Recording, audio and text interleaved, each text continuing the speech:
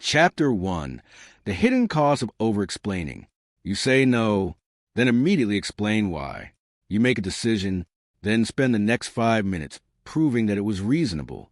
You reply late to a message, and instead of simply saying, "Sorry for the delay," you provide a complete account of where you were, what happened, what you were doing, and why you could not respond sooner. Someone questions one of your choices, and suddenly you feel an invisible pressure to make them understand. So you explain, then you explain the explanation. Then, hours later, you replay the conversation in your head and think of 3 more things you wish you had said.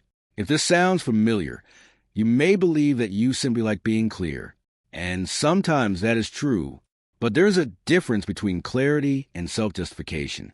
Clarity says, "This is my decision." Over-explaining says, "This is my decision, and now I need you to agree that I was justified in making it."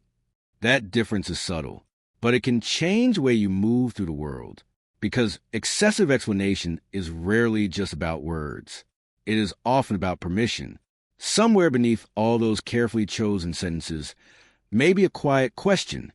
Am I allowed to do this if you don't understand? And that is where the problem begins. Many people who over-explain are not weak communicators. Quite the opposite. They may be intelligent, thoughtful, conscientious people. They anticipate objections. They understand multiple perspectives. They notice how their behavior affects other people. They don't want to appear rude, selfish, careless, arrogant, or inconsiderate. So when they make a decision that someone else might dislike, their mind immediately begins constructing a defense. I can't come tonight because I've had a really long week, and tomorrow I have to wake up early, and I haven't finished something I was supposed to do, and I hope you don't think I'm avoiding you, because I really want to come. Notice what happened. The original message was simple. I can't come tonight. Everything after that may be information, but psychologically, it can become a request for approval, a request for forgiveness, a request to remain liked. You are no longer simply communicating your decision. You are negotiating your right to make it. This habit can become so automatic that you don't even notice yourself doing it. Someone asks, "Why didn't you answer?" And your nervous system responds as though you have been accused of something. Someone asks, "Why are you leaving?" And instead of answering normally, you feel compelled to produce evidence. Someone says, "I wouldn't have done that." And suddenly your mind begins preparing a courtroom defense for a case that never existed. This is one of the hidden costs of over-explaining. You begin treating ordinary conversations like trials. Other people become accidental judges. Their questions become interrogations. Their disagreement becomes a verdict. And your explanations become evidence. But here is something worth remembering. Not every question is an accusation. Not every disagreement requires a defense. And not every person who misunderstands you needs to be corrected. There's another reason intelligent people can be especially vulnerable to this habit. You can see too many possibilities. You know how your words might be interpreted. You know someone could think you meant this when you actually meant that. So you keep adding context. You add another sentence, then another qualification, then another disclaimer. Eventually, a simple statement becomes a paragraph. And ironically, the more you try to eliminate every possible misunderstanding, the less confident you may sound. Consider these 2 responses. The first, "I won't be able to take that on this week." The second, "I really hope you don't take this the wrong way, because normally I would absolutely help, and I don't want you to think that I don't care, but this week has been extremely busy and I have several things happening. So I don't think I'll be able to do it, although maybe if something changes I could possibly." Same basic answer. Completely different energy. The first communicates a boundary. The second begins bargaining with it, and people can feel the difference. This doesn't mean you should become cold. It doesn't mean you should stop explaining anything. Healthy relationships require communication. Professional situations sometimes require detailed reasoning. Mistakes sometimes require explanations. Your actions can affect other people, and when they do, accountability matters. The goal is not to become someone who says, "I don't owe anyone anything." That philosophy can become selfish very quickly. The goal is something more mature. No, when an explanation serves communication, and when it serves anxiety, that distinction will change everything. Before you explain yourself, ask, am I giving this person information they genuinely need? Or am I trying to control what they think about me? Read that question again, because it exposes a deeper pattern. Sometimes over-explaining is an attempt to manage another person's perception. You want to make sure they know you're a good person. You want them to know you had good intentions. You want them to know you weren't being lazy. You want them to know you weren't ignoring them. You want them to know there was a reason. And perhaps most importantly, you want them to arrive at the conclusion you have carefully prepared for them. Okay, I understand. You were right. That conclusion feels good. It feels like relief. But if your peace depends on receiving it, you have handed someone else authority over your emotional state. Think about how exhausting that becomes. You don't merely make decisions. You manage reactions to your decisions. You don't simply communicate. You monitor whether your communication was accepted. You don't simply say no. You study the other person's face after saying it. Did they look disappointed? Did their tone change? Are they angry? Do they think I'm selfish? Should I explain a little more? And before you know it, your boundary has turned into a presentation. This is how people-pleasing hides inside sophisticated language. It doesn't always look like saying yes to everyone. Sometimes it looks like saying no, and then desperately try and make sure nobody is upset about it. The tragedy is that over-explaining often produces the opposite of what you want. You explain because you want to appear trustworthy, but too much explanation can make you sound uncertain. You explain because you want your boundary respected, but excessive justification can make the boundaries sound negotiable. You explain because you want to appear confident, but repeatedly defending your choices can communicate that you are not fully convinced by them yourself. You explain because you want peace, but afterward, you often feel more anxious because now there are 10 sentences to analyze instead of one. Did I say too much? Did that sound offensive? Why did I tell them that? Maybe I should send another message. This is a hidden tax. Over-explaining doesn't only consume words. It consumes mental energy. And perhaps you've experienced the most frustrating version of this. You explain yourself beautifully. You provide context. You clarify your intentions. You tell the entire story. And the person still misunderstands you. So you explain again. They still disagree. You explain differently. Still nothing. Eventually you discover something uncomfortable. Some people are not confused. They simply disagree with you. And no amount of additional explanation can turn every disagreement into understanding. This is where many people waste enormous amounts of emotional energy. They believe, if I can just explain it correctly, they'll finally understand. Maybe, but understanding and agreement are different things.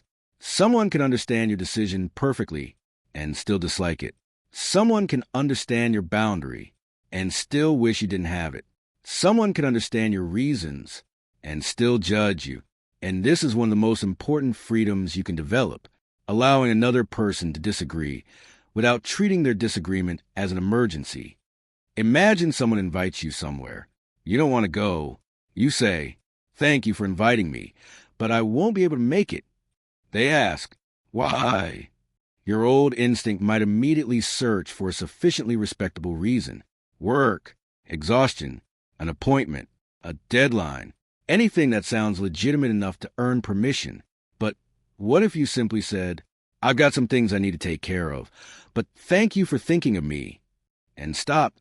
No elaborate story, no guilt-filled monologue, no invented emergency, just warmth and a boundary. The silence afterward might feel uncomfortable at first. That's important, because the discomfort is revealing something.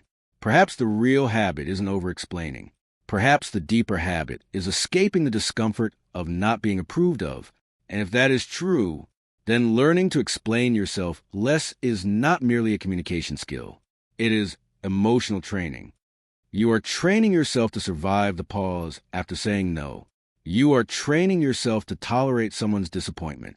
You are training yourself to hear, "I don't understand why you're doing that," without immediately answering, "Wait, let me explain." You are training yourself to distinguish between being misunderstood and being in danger. Those are not the same thing.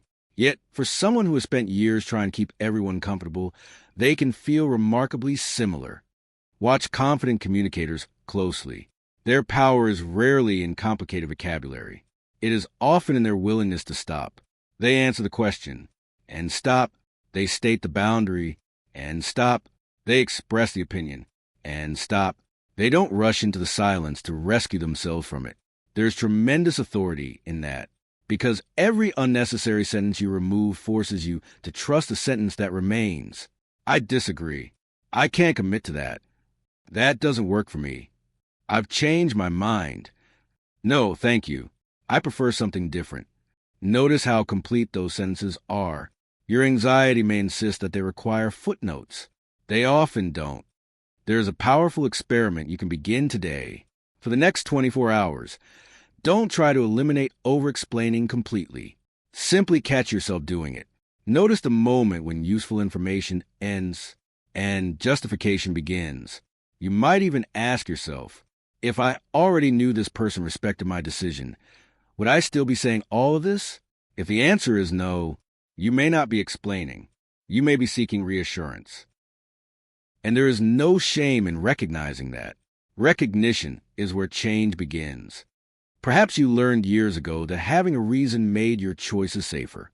Maybe saying no wasn't enough. Maybe disagreeing required an explanation. Maybe mistakes were met with interrogation. Maybe keeping other people happy kept life peaceful. Or perhaps you simply became someone who cares deeply about being understood. Whatever created the habit, you don't have to keep carrying it unconsciously.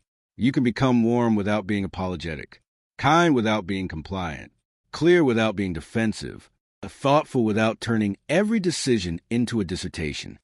And something surprising begins to happen when you do. Your words become heavier, not harsher, heavier. Because when you stop surrounding every statement with disclaimers, apologies, qualifications, and nervous explanations, people begin hearing the statement itself. More importantly, you begin hearing yourself. You begin discovering that you can make a decision without assembling a jury afterward. You can disappoint someone without becoming a bad person. You can be questioned without becoming defensive. You can be misunderstood without immediately abandoning your peace. And you can explain yourself when explanation is appropriate, without believing you must explain yourself in order to deserve autonomy. That is the difference. If something in this chapter made you think of a friend who constantly apologizes, justifies, or explains themselves, send this audiobook to them, not as criticism, as recognition. Sometimes another person needs to hear the sentence that took us years to learn. You don't have to defend every reasonable choice you make. And if this is the kind of conversation you've been looking for, subscribe, because this book is not going to teach you how to become louder. It is going to teach you how to become harder to shake. And in the next chapter, we're going directly into the belief underneath almost every unnecessary explanation. The belief that someone else has the authority to approve or reject your choices. That chapter is called You Are Not on Trial. Because once you truly understand that, you stop living as though everyone you meet is part of the jury. Before we go any further, I want to interrupt this chapter for just a few seconds. If you've been listening and you've already caught yourself thinking, I do this? I explain myself far too much. Then this channel was made for conversations like this. So take 1 second and hit subscribe.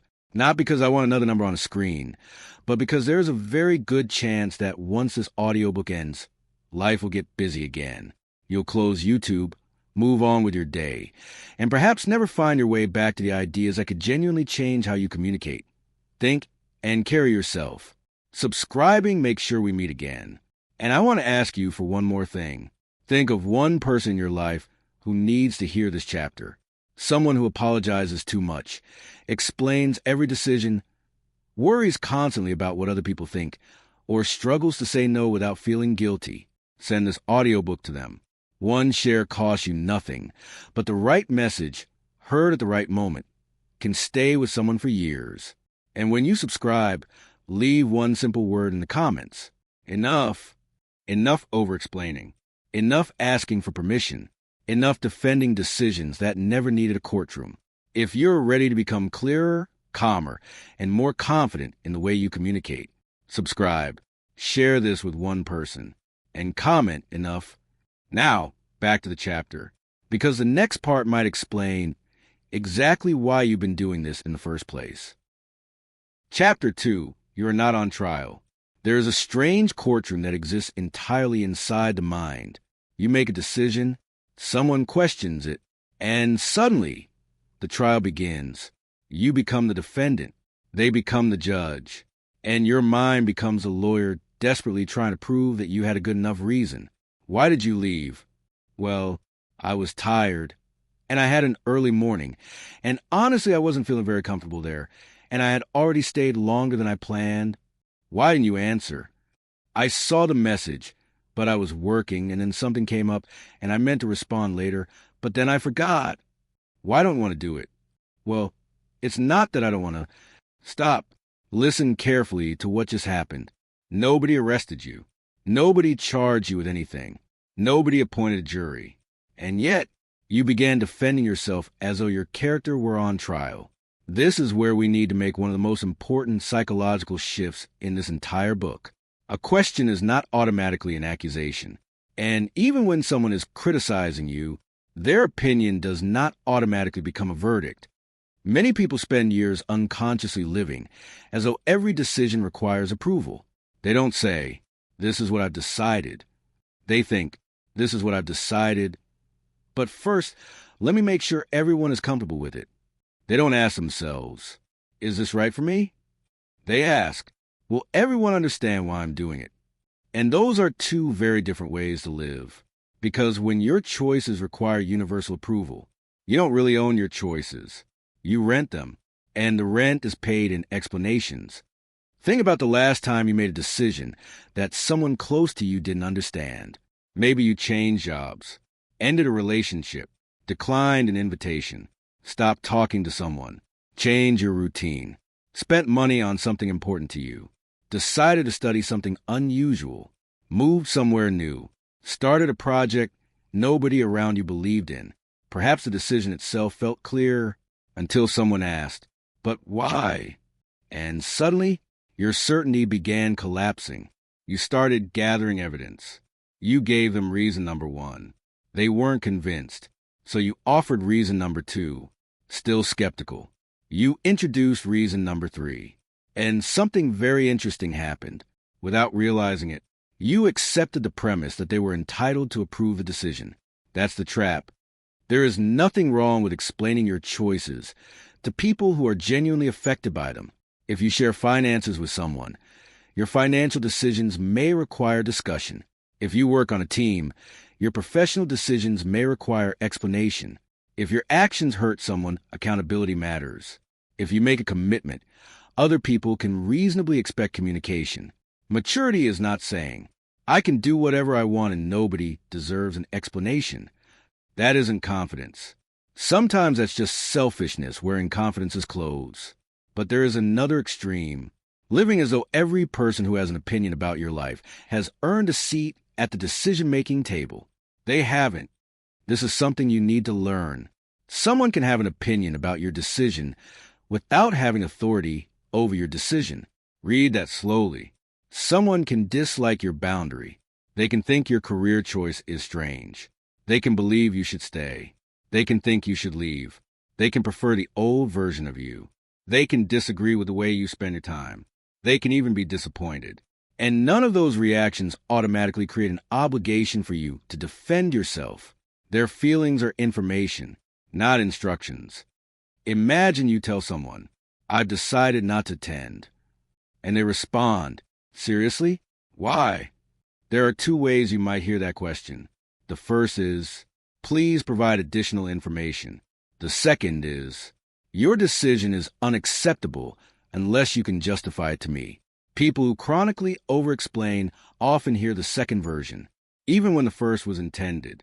And once you notice this, you begin seeing the pattern everywhere. Your nervous system is not responding to the question itself. It is responding to what the question represents: disapproval, rejection, conflict, the possibility of being misunderstood. And so you rush to make the discomfort disappear. You explain, but here is the problem. Every time you automatically defend a reasonable decision, You teach yourself something.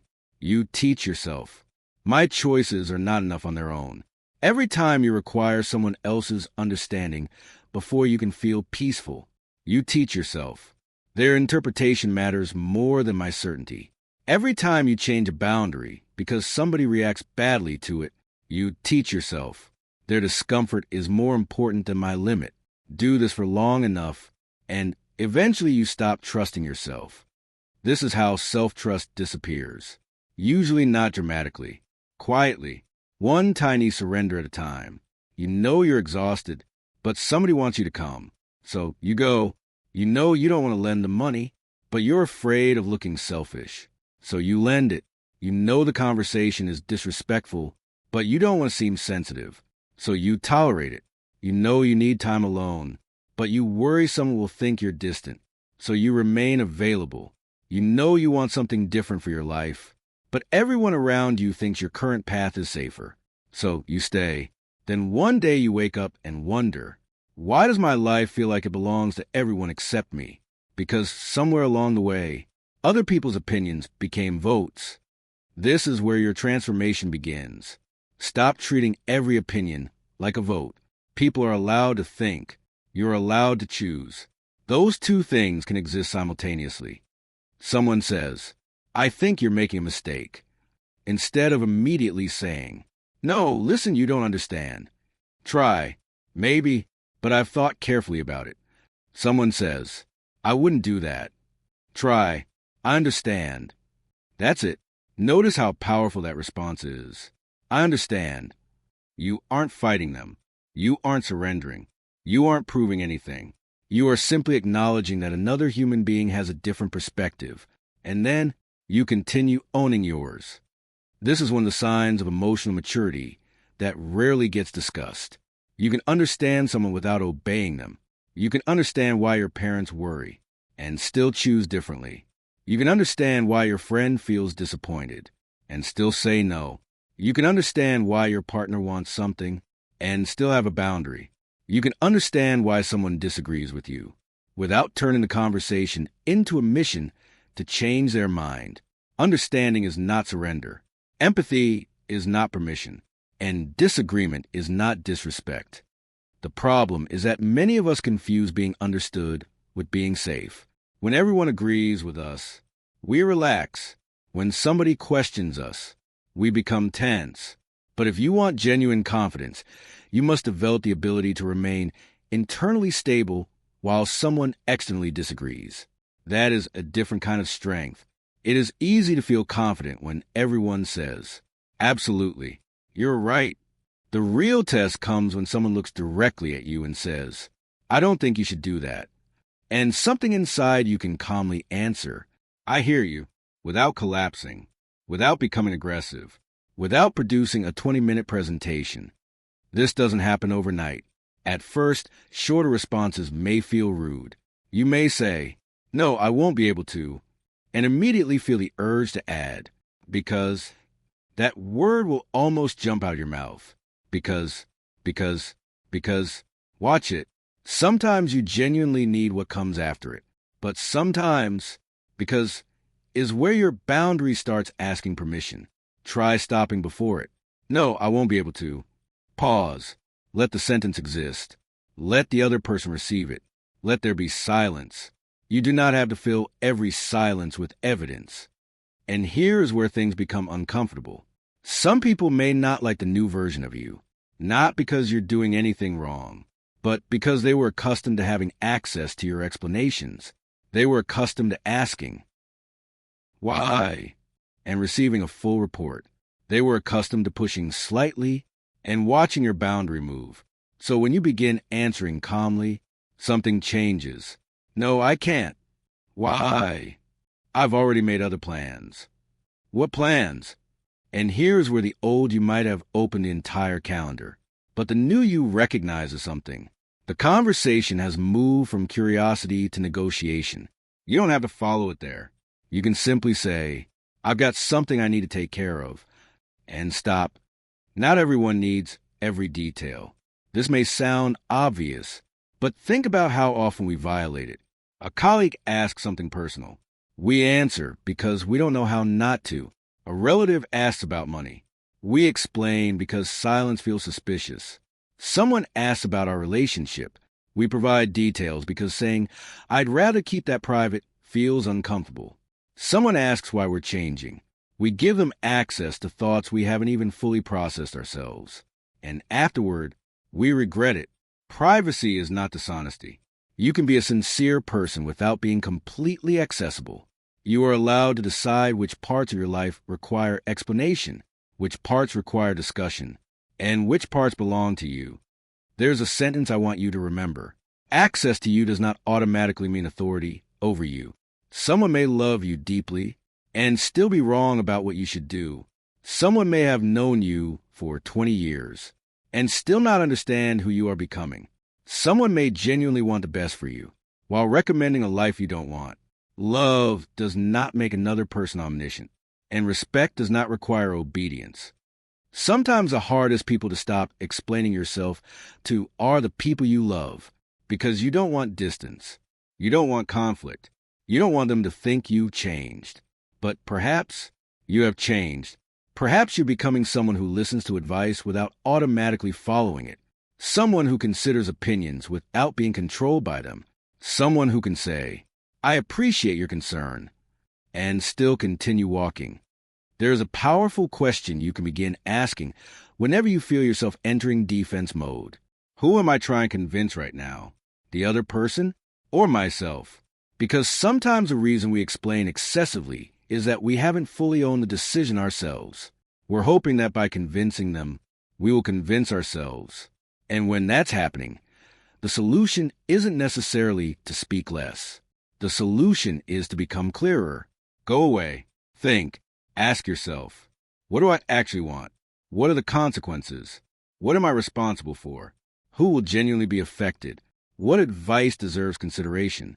What decision can I live with?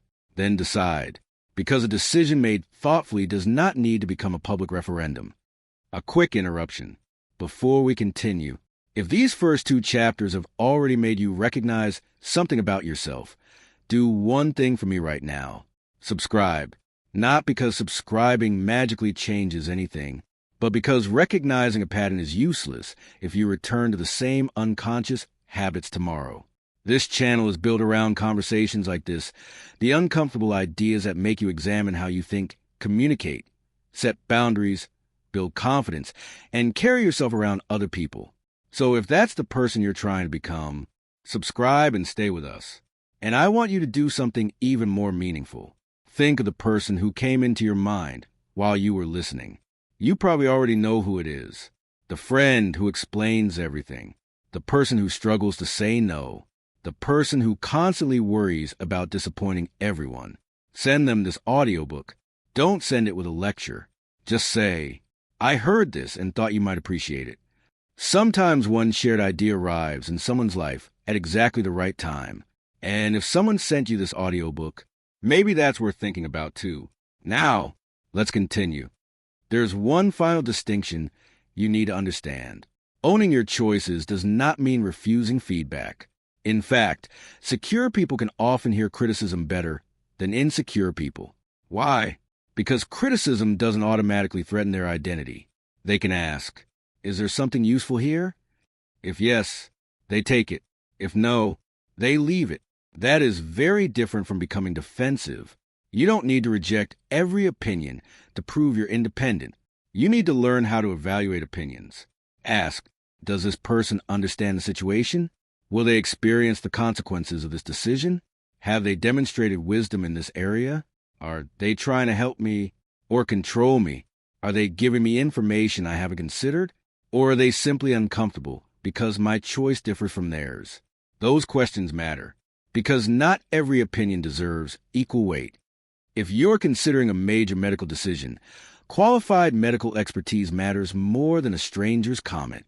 If you're making a financial decision, competent professional guidance may matter more than someone's casual opinion. If you're making a career decision, someone who understands the field may see risks you missed. Confidence should never become stupidity. But even after gathering good advice, someone eventually has to make the decision. And when it is your life, That person is often you. So here's your challenge. For the next 24 hours, notice every time you feel as though you're on trial. Notice when somebody asks a simple question and your mind starts preparing a defense. Notice when you apologize for something that doesn't require an apology. Notice when you give 5 reasons where one would have been enough. Then try something different. Answer the actual question, not the imaginary accusation underneath it. Why aren't you coming? I can't make it tonight. Why did you choose that? It felt like the right option for me. Don't you think that's selfish? I understand why you might see it that way. You've changed. Yes, I have. And then pause. Don't rush to rescue the silence. That silence is where your self-trust grows. At first it may feel uncomfortable, then unfamiliar, then peaceful, eventually powerful, because you begin realizing something you should have understood long ago. You were never required to win every case people created against you. You were never required to make everyone understand. You were never required to turn every boundary into an argument. And you were never required to collect permission slips for your own life. Listen carefully. You are not on trial. You don't need 12 pieces of evidence. You don't need a closing argument. You don't need a unanimous jury. Sometimes you simply need to know why you chose what you chose. And let that be enough. But there's still a question we haven't answered. Why does this feel so difficult? Why can a perfectly intelligent adult know that they don't need everyone's approval and still feel almost physically uncomfortable when somebody disapproves? Why do we explain, apologize, justify, and seek reassurance, even when part of us knows we shouldn't? Because underneath the explanations, there's often a fear. And until you understand that fear, you may stop yourself from over-explaining today, only to start again tomorrow. So in the next chapter, we're going beneath the words. We're going after the reason the words keep coming. Chapter 3, the fear behind every explanation. In the last chapter, we established something important. You are not on trial, but knowing that intellectually and living like it are two completely different things. Because you know that you don't need everyone's approval and still feel your stomach tighten when someone seems disappointed in you. You know that you're allowed to say no and still spend 20 minutes composing the perfect message explaining why. You know that someone's opinion doesn't control your life and still replay their reaction in your head at midnight. So now we need to go deeper. Because if over-explaining were simply a bad communication habit, you could fix it by speaking less. But for many people, it isn't. The words are only the symptom. Underneath them is fear. And fear is clever. It doesn't always announce itself by saying, I'm afraid. Sometimes it sounds much more reasonable. I just want to make sure they understand. I don't want them to get the wrong idea. I should probably explain what happened. I don't want to seem rude. I need them to know I wasn't ignoring them. I just want to clear things up. Maybe, but ask yourself something uncomfortable. What do you believe will happen if they don't understand? That's the question. Because your answer may reveal what all those explanations have really been protecting you from. The first fear, rejection. Imagine you receive a message. Are you coming tonight? You don't want to go. Nothing terrible happened. You're simply tired. You want to stay home. But instead of saying, thanks for inviting me, but I'm staying in tonight, you begin constructing a case.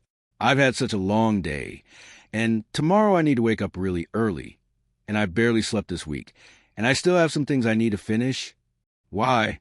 Perhaps because somewhere beneath the explanation is a fear. If I simply say I don't want to come, they might take it personally. And beneath that, they might be disappointed. And beneath that, they might like me less. There it is. Rejection. Human beings are social creatures. Being accepted matters to us.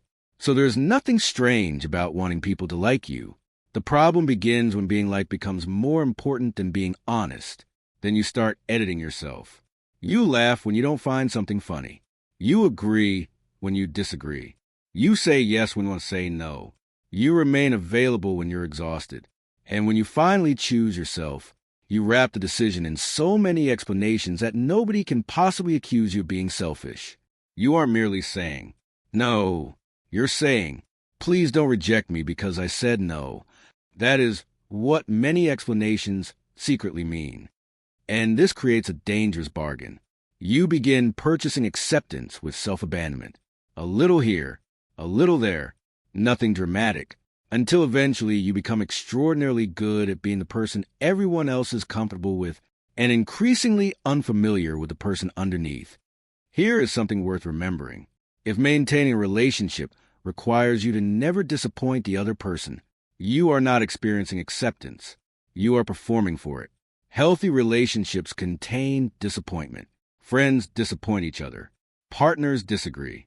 Family members make choices we wouldn't make. Colleagues say no. People become unavailable. People change. People choose differently. Real connection survives these things. And if one reasonable boundary is enough to destroy someone's affection for you, then perhaps your explanation wasn't the real issue. The second fear, being seen as a bad person. This one is powerful.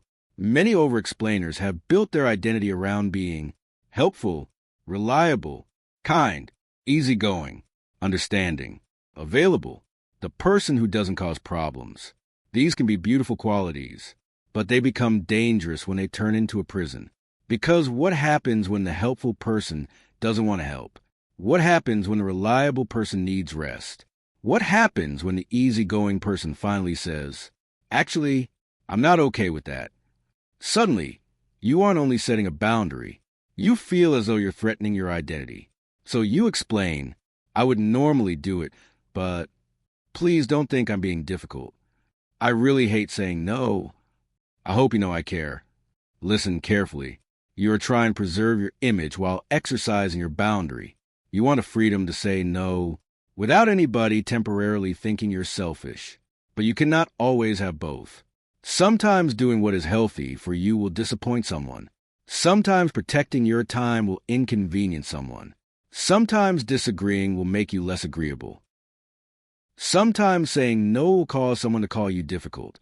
And confidence begins when you realize being called selfish does not automatically make you selfish.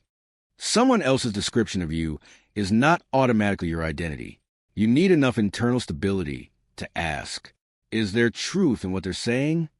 If yes, learn. If no, release it. But don't immediately enter the courtroom. The third fear, people-pleasing. People-pleasing is often misunderstood. We imagine a people-pleaser as someone who agrees with everything. But some people-pleasers are incredibly independent. They make their own decisions. They say no. They have boundaries.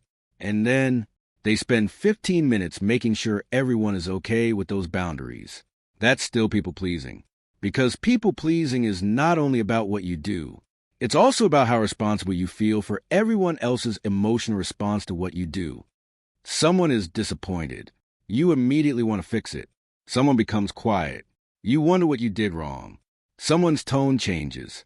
You analyze the conversation. Someone doesn't respond to your message. You reread what you sent. Someone looks uncomfortable after you say no. You start explaining.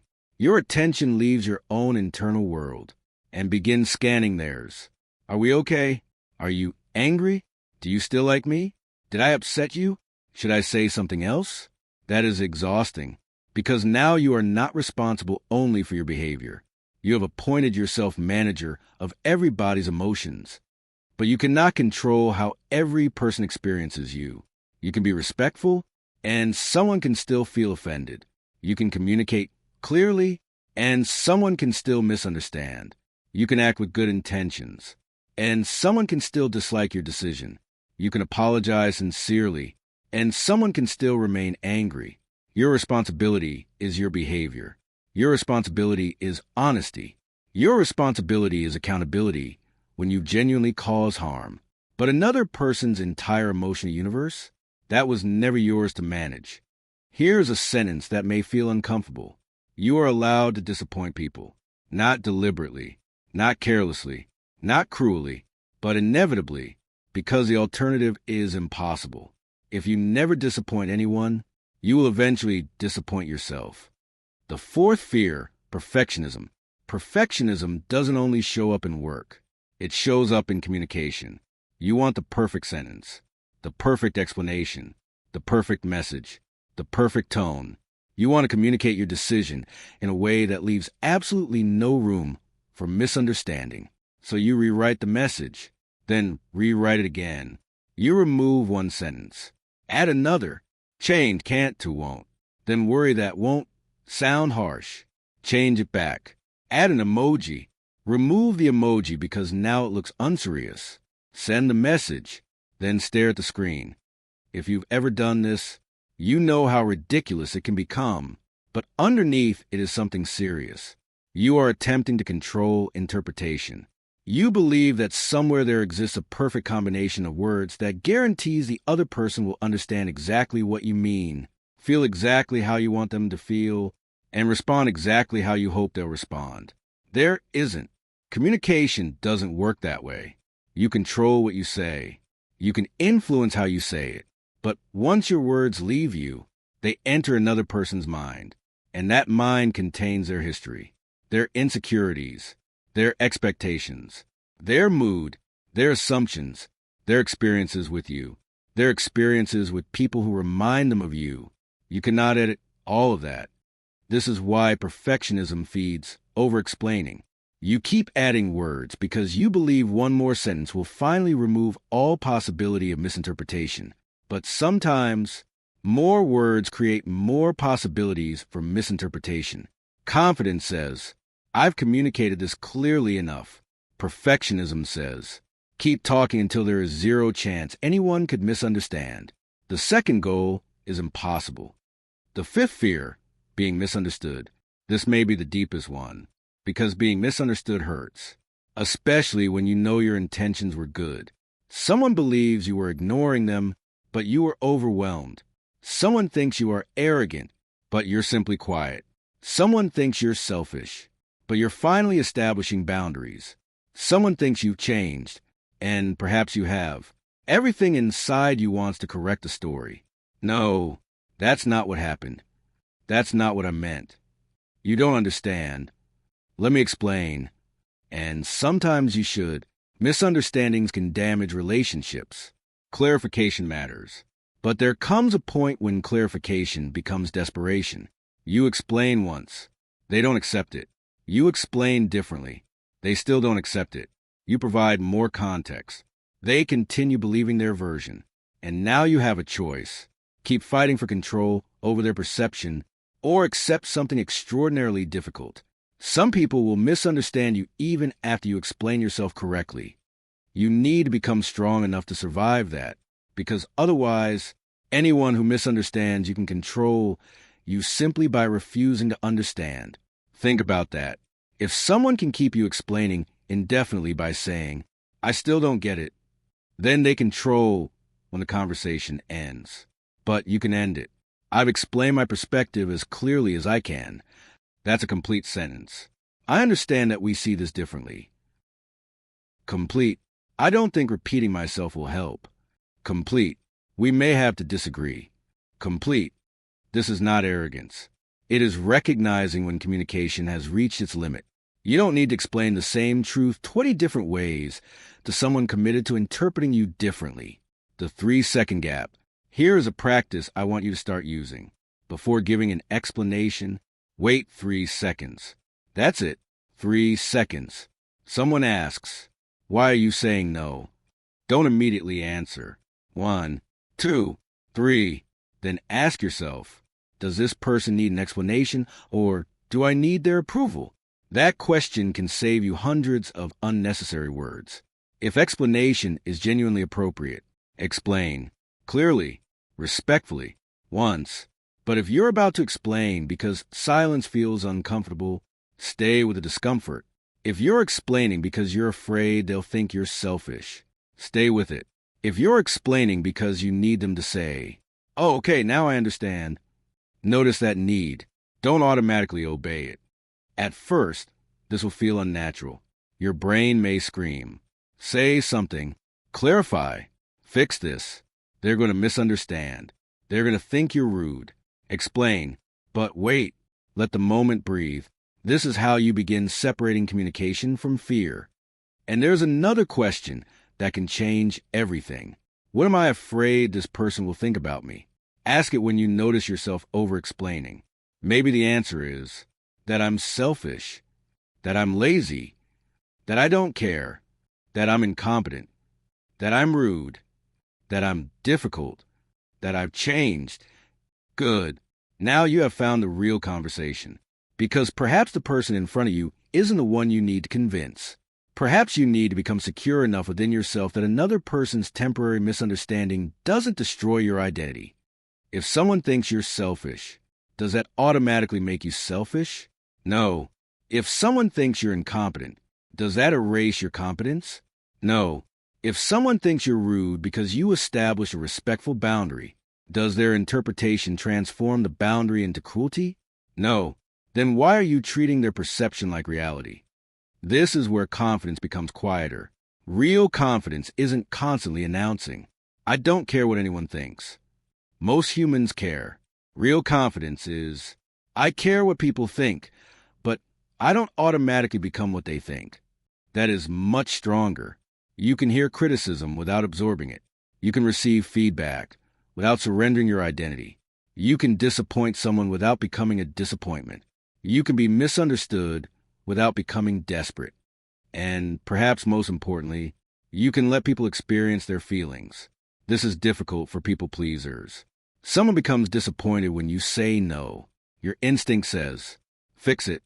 Instead, let them be disappointed. Not cruelly, not triumphantly, just peacefully. They are allowed to feel disappointed. You are allowed to maintain the boundary. Two things can be true at once.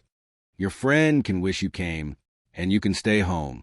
Your family can prefer another career, and you can choose yours. Someone can wish you were more available, and you can protect your time. A colleague can dislike your answer, and your answer can remain no. Someone can misunderstand your silence, and you can decide that explaining further won't help. This is emotional adulthood, not eliminating discomfort, but becoming capable of carrying it. Because every time you survive someone's disappointment without abandoning yourself, something changes. Your nervous system learns, "I can handle this." Every time someone misunderstands you and you resist writing another paragraph, "I can handle this." Every time someone disagrees and you don't turn the conversation into a debate, "I can handle this." Every time you say no without inventing an excuse, "I can handle this." And slowly, the fear loses its authority. One day you notice something remarkable. You type, "No, I won't be able to make it, but thank you for inviting me." And send it. No paragraph, no anxiety, no reopening the conversation 15 times, no imaginary courtroom, just a clear answer and peace. That moment may seem small. It isn't. Because the person you are becoming no longer believes that belonging requires constant self-justification. So before we finish this chapter, remember the fears beneath the explanations. Fear of rejection, fear of being seen as bad, people-pleasing, perfectionism, fear of being misunderstood. They may look different, but many of them are asking the same question. Will I still be okay if this person doesn't approve of me? And the answer you are learning to give is yes. Not because other people don't matter. Not because relationships don't matter. Not because feedback doesn't matter. But because your entire sense of self cannot depend on receiving a favorable verdict from every person you encounter. You don't need to become colder. You need to become steadier. You don't need to care less. You need to fear disagreement less. You don't need to stop explaining. You need to stop using explanations as emotional insurance. And you don't need everyone to understand you before you're allowed to understand yourself.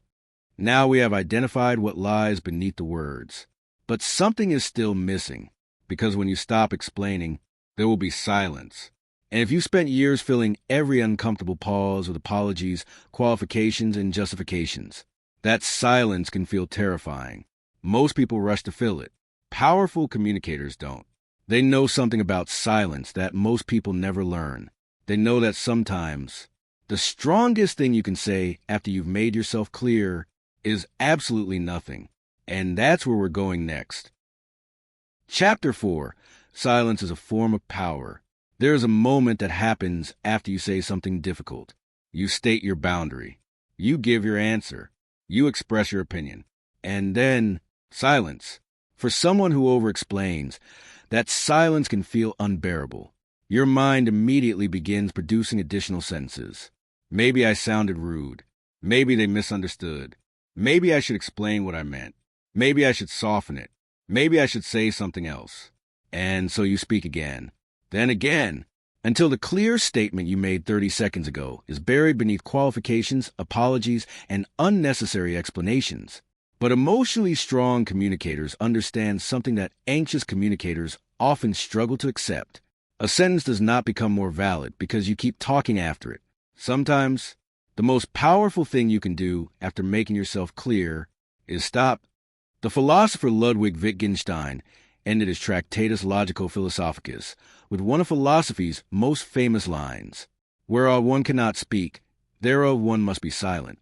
His philosophical argument was far more complex than ordinary conversation, but there is something useful in the principle.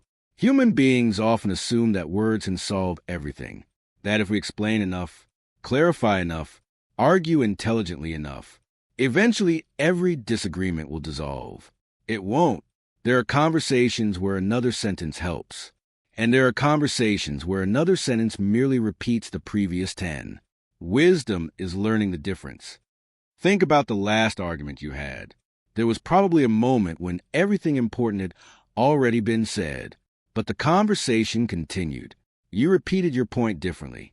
The other person repeated theirs. You found another example. They found another counterexample. You defended your intention. They defended their interpretation. 20 minutes later, you weren't discovering anything new. You were simply exchanging increasingly exhausted versions of the same disagreement.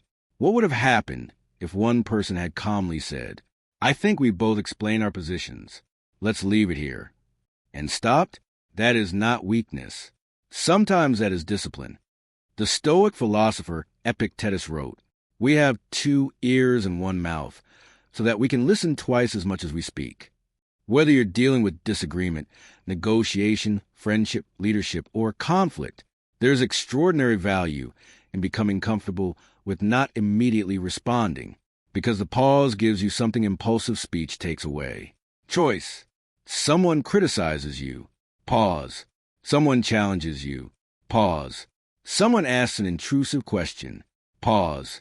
Someone says something designed to provoke you. Pause. That tiny space between stimulus and response can change the entire conversation. Psychologist Daniel Kahneman spent decades studying the contrast between fast, automatic mental processes and slower, more deliberate thinking. His famous framework described them as System 1 and System 2. System 1 is fast, automatic, reactive. System 2 is slower, more effortful, more deliberate. And although real human cognition is more complicated than 2 literal systems, the framework gives us a useful way to understand why the pause matters. When somebody says something that threatens your ego, your first response may not be your wisest response. The first response might be, defend yourself, attack back, explain everything, prove them wrong, correct them immediately. But the pause interrupts the automatic sequence. It gives a reflective part of you time to ask, does this actually require a response? That question can save relationships. It can save negotiations. It can save reputations. And sometimes it can save you from sending a message you'll regret 10 minutes later. The power of the pause. Imagine someone says, "I heard you didn't want to be involved." The over-explainer responds immediately, No, that's not what happened at all. What happened was that I originally wanted to be involved, but then I realized there were scheduling issues, and someone told me that maybe.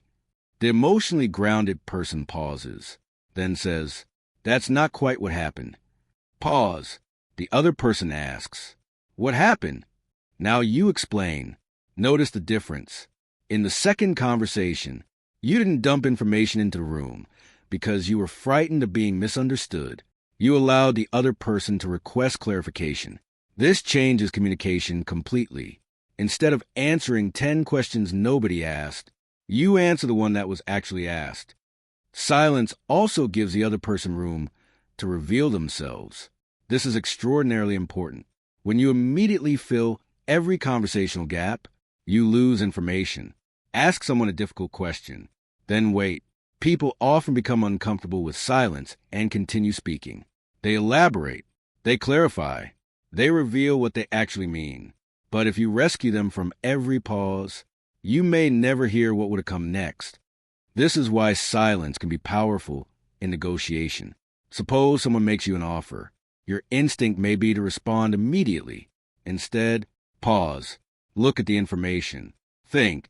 The silence doesn't need to be theatrical. You're simply refusing to confuse speed with competence. I'd like a moment to think about that. That sentence communicates something valuable.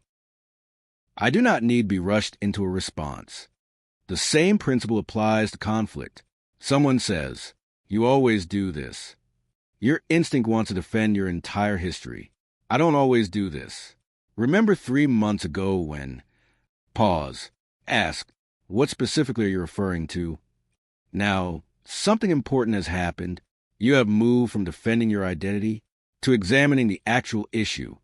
Brevity is not emptiness.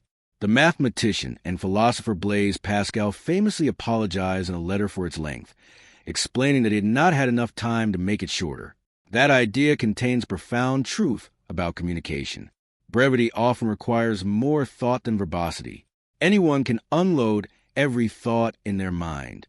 It takes discipline to identify the thought that actually matters. This is why some of the most powerful sentences in human communication are remarkably short. I disagree. I was wrong. I need time. I don't know. That doesn't work for me. I understand. No, thank you. Short does not automatically mean intelligent, but neither does long. The question is whether the words are necessary. There's an old principle associated with good writing. Remove words that aren't doing work. You can apply the same principle to conversation.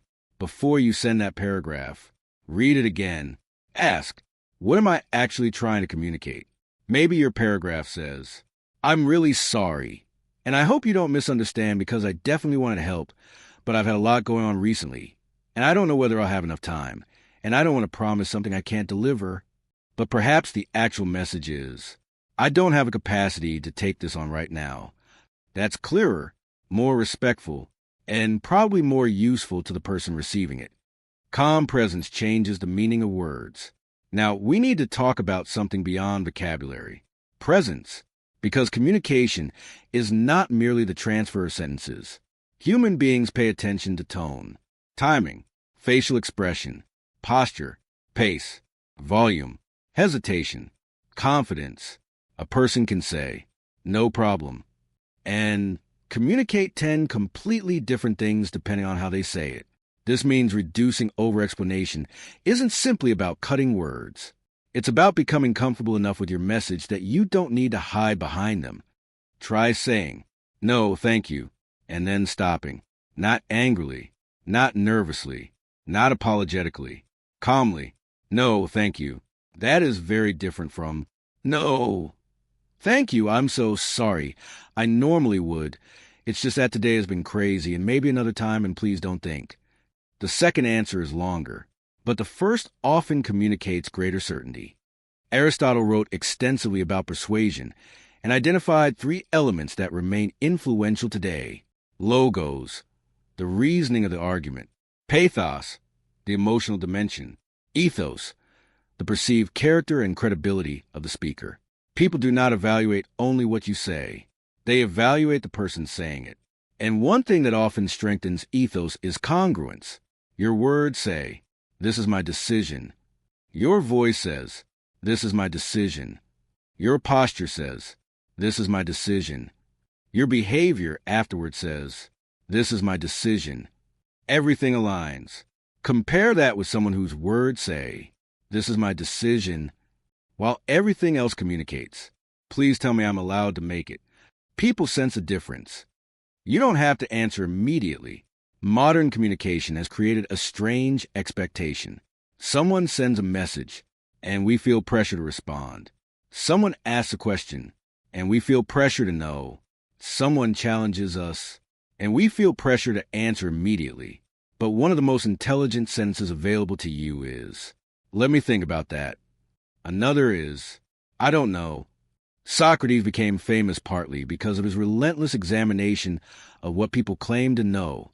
The Socratic tradition reminds us that intellectual maturity begins with recognizing the limits of our knowledge. Yet many people would rather produce a weak explanation than admit uncertainty.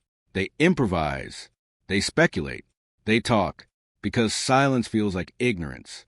But saying, I don't know enough about that to give you a good answer, can demonstrate more intellectual confidence than speaking confidently about something you barely understand. You don't lose authority every time you say, I don't know. Sometimes you gain it, because people begin learning that when you do speak confidently, you probably have something to say. Don't answer the question behind the question.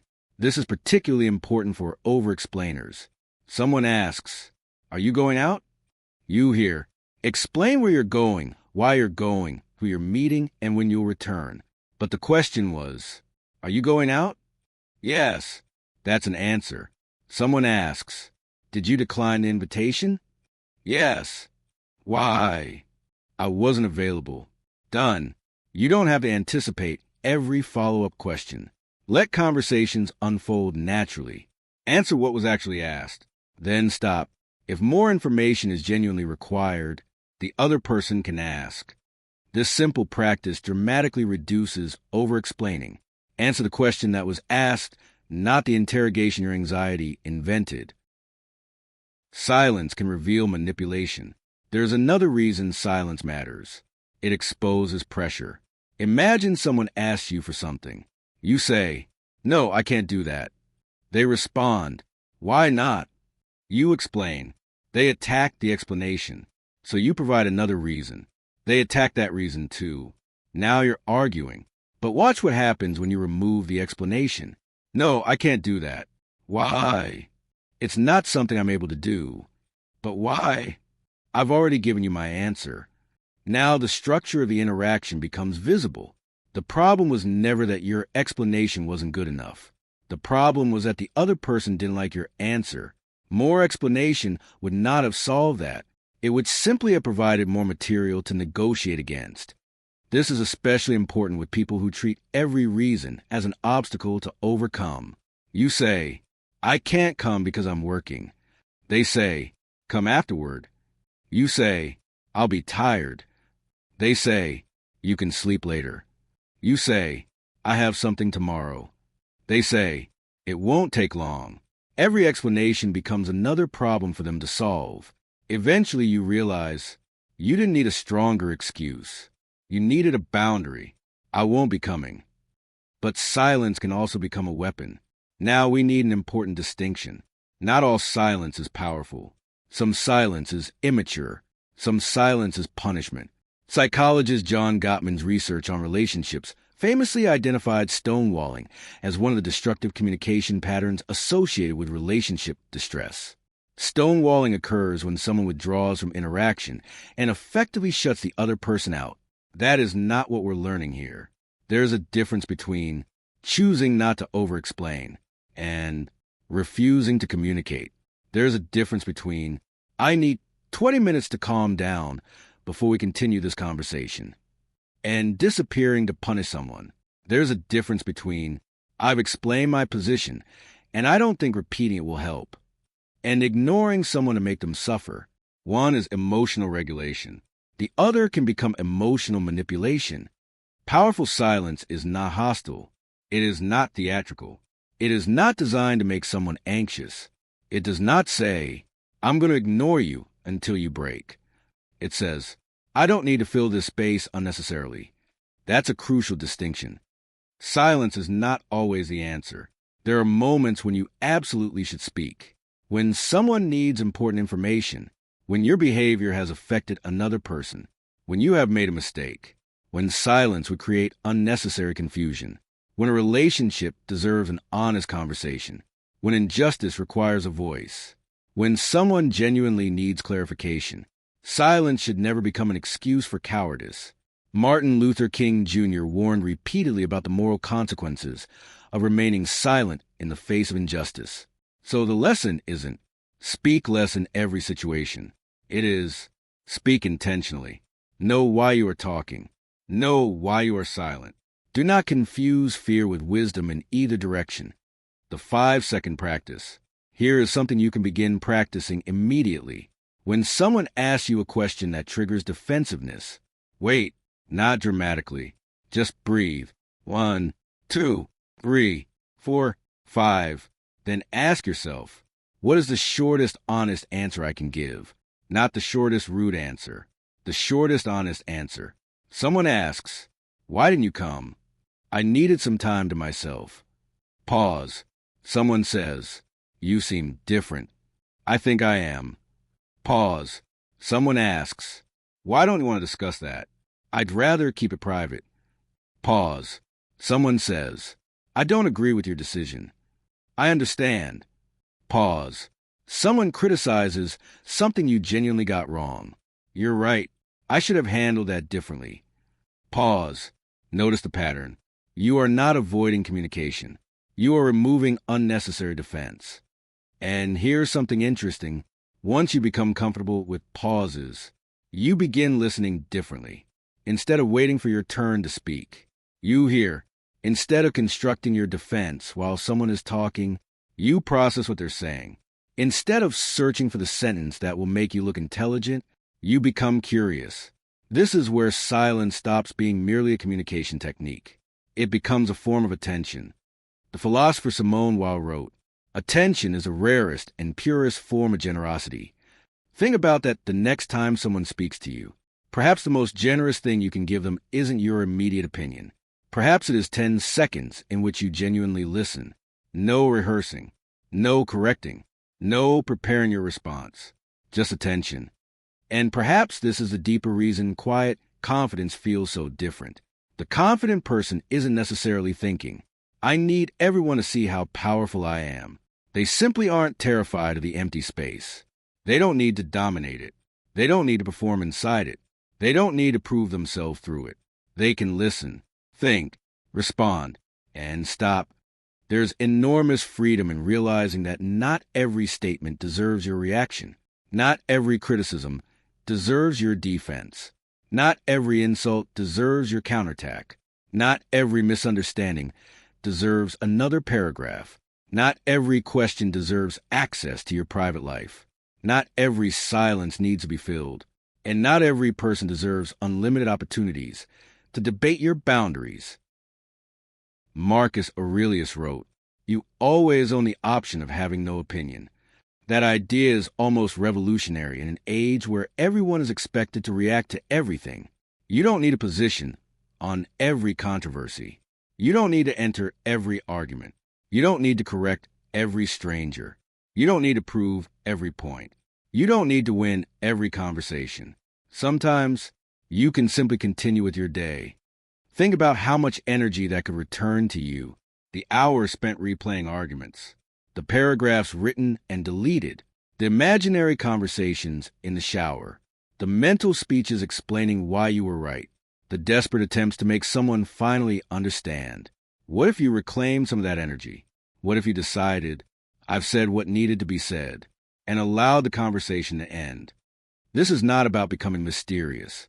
It is not about manipulating people through silence. It is not about pretending you're above everyone. And it certainly isn't about suppressing your emotions. It is something simpler.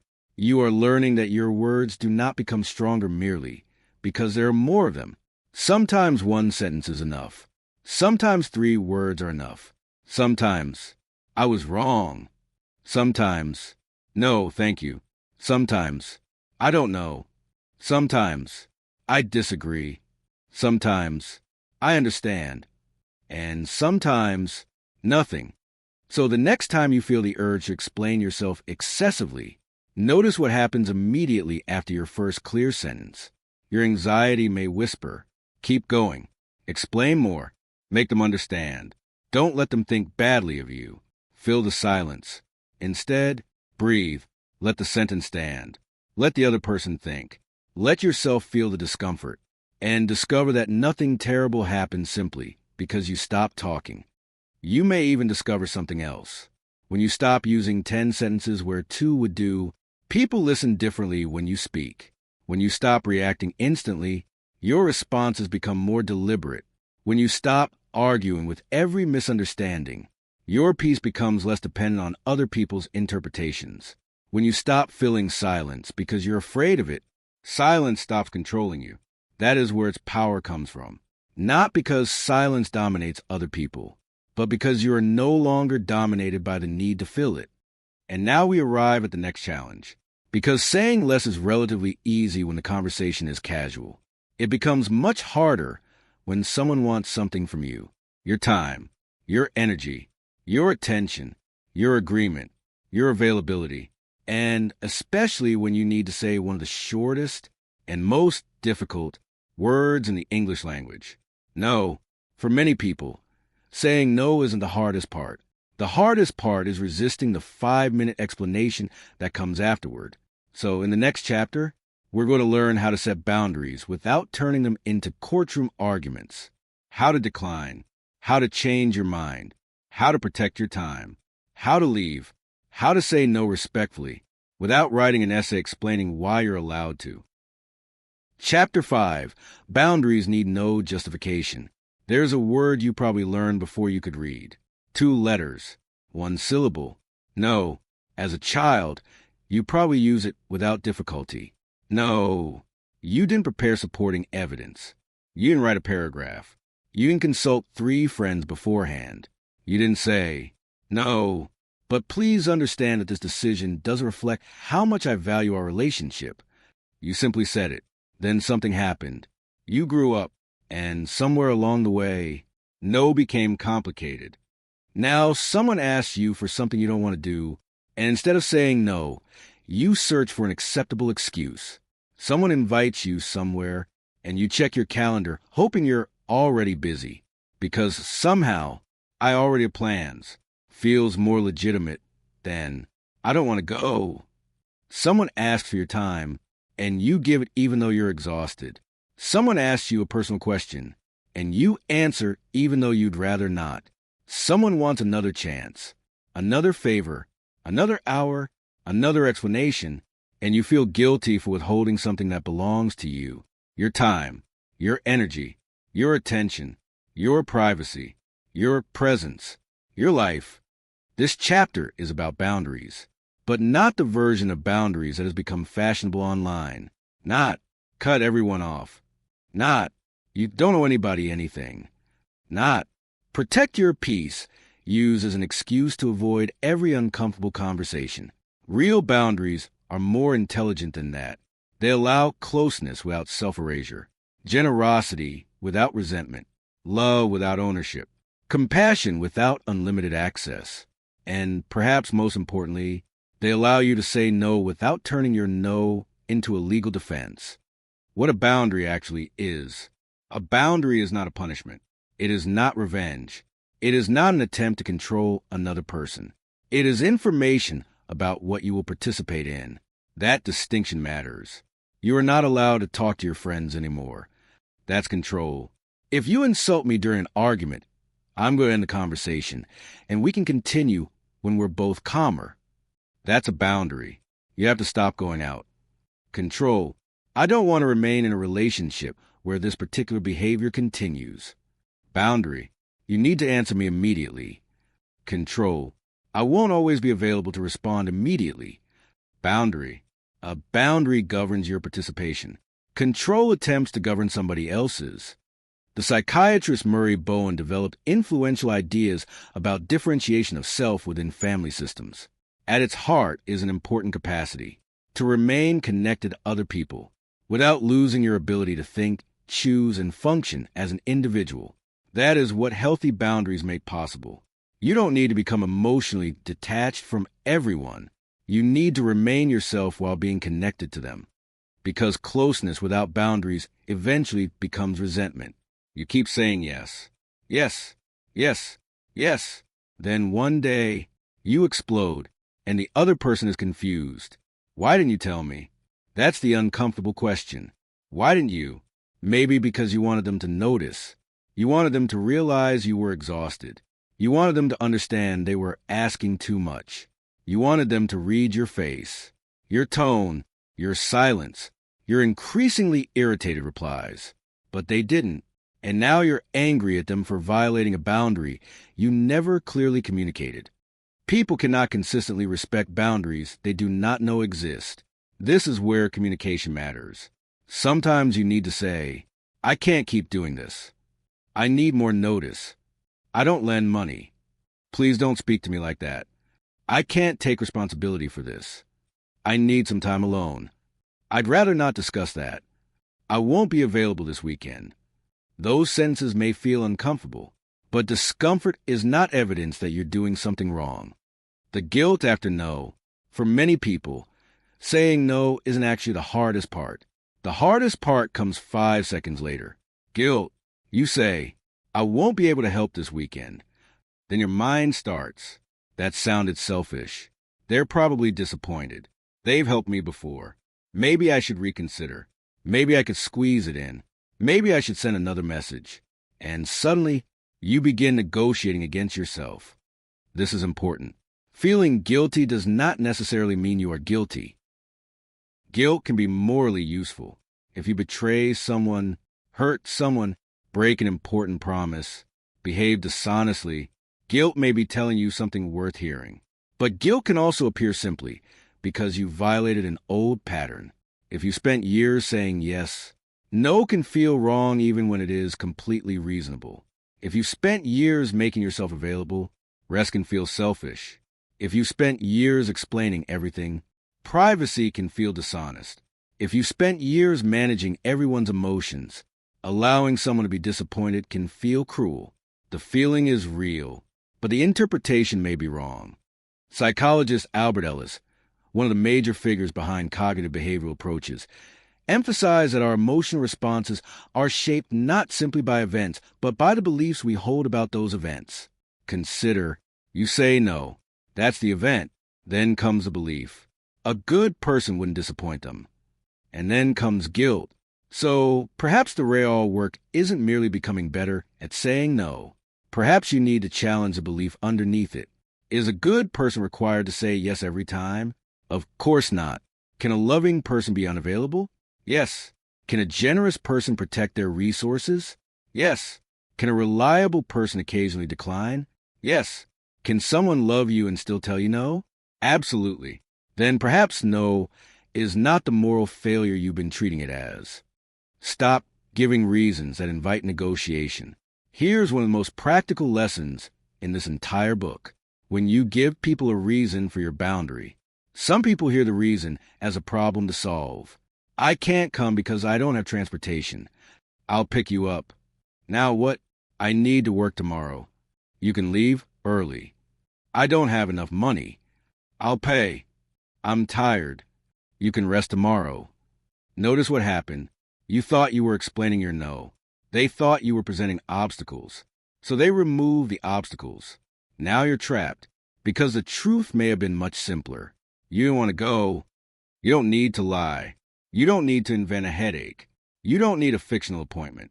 You don't need to kill off an imaginary relative every time someone invites you somewhere. You can say, thank you for inviting me, but I'm going to pass. That's enough, if appropriate. I need a quiet evening. Still enough. Here are several phrases worth practicing. Not memorizing mechanically. Practicing until they feel normal. When declining an invitation. Thank you for thinking of me, but I won't make it. When someone asks for your time, I don't have a capacity for that right now. When asked to take on additional work, I can't commit to that and still do my existing work properly. When someone asks something personal, I'd rather keep that private. When you need time before answering, let me think about it and get back to you. When someone continues pushing after you've said no, I understand, but my answer is still no. When you've already explained, I've explained my decision, and I don't think repeating myself will help. Notice something. None of these sentences is cruel. None is aggressive. None requires humiliation. None says, I don't care about you. They're simply clear. Stop saying yes immediately. One of the easiest ways to improve your boundaries is to remove immediate yes from your vocabulary when you're uncertain. Someone asks, can you help me Saturday? You don't know. Instead of automatically saying yes, say, let me check and get back to you. Someone asks, "Can you take this project?" Let me look at my workload first. Someone asks, "Can I borrow this?" Let me think about that. Someone asks you to make a major commitment. I don't want to answer immediately. Give me some time. This pause is powerful because people pleasers often say yes before consulting themselves. Then they spend hours trying to escape a commitment they never wanted. The philosopher Seneca wrote extensively about the value and scarcity of time, and on the shortness of life. He argued that the problem is not simply that life is short, but that much of it is wasted. Your time is not an abstract concept. Your life is made of it. Every hour you give away is an hour you cannot retrieve. Yet, people who would never casually hand a stranger 100 euros will surrender 3 hours simply because saying no feels awkward. Think about that. You protect your money. Why not your time? Your calendar is a record of your boundaries. Look at your calendar, not your intentions, not your motivational quotes. Your actual calendar. Where does your time go? How much belongs to work? How much belongs to other people's requests? How much belongs to scrolling? How much belongs to obligations you resent? And how much belongs to the things you claim matter most? Health, family, learning, rest, creative work, relationships, your future. Management thinker Peter Drucker was famous for emphasizing that effective people must understand where their time actually goes, because time feels abstract until you measure it, and boundaries are one of the mechanisms through which you protect it. Every meaningful yes costs something. When you say yes to one meeting, you are saying no to whatever could have occupied that hour. When you say yes to another responsibility, you are reducing the resources available to existing ones.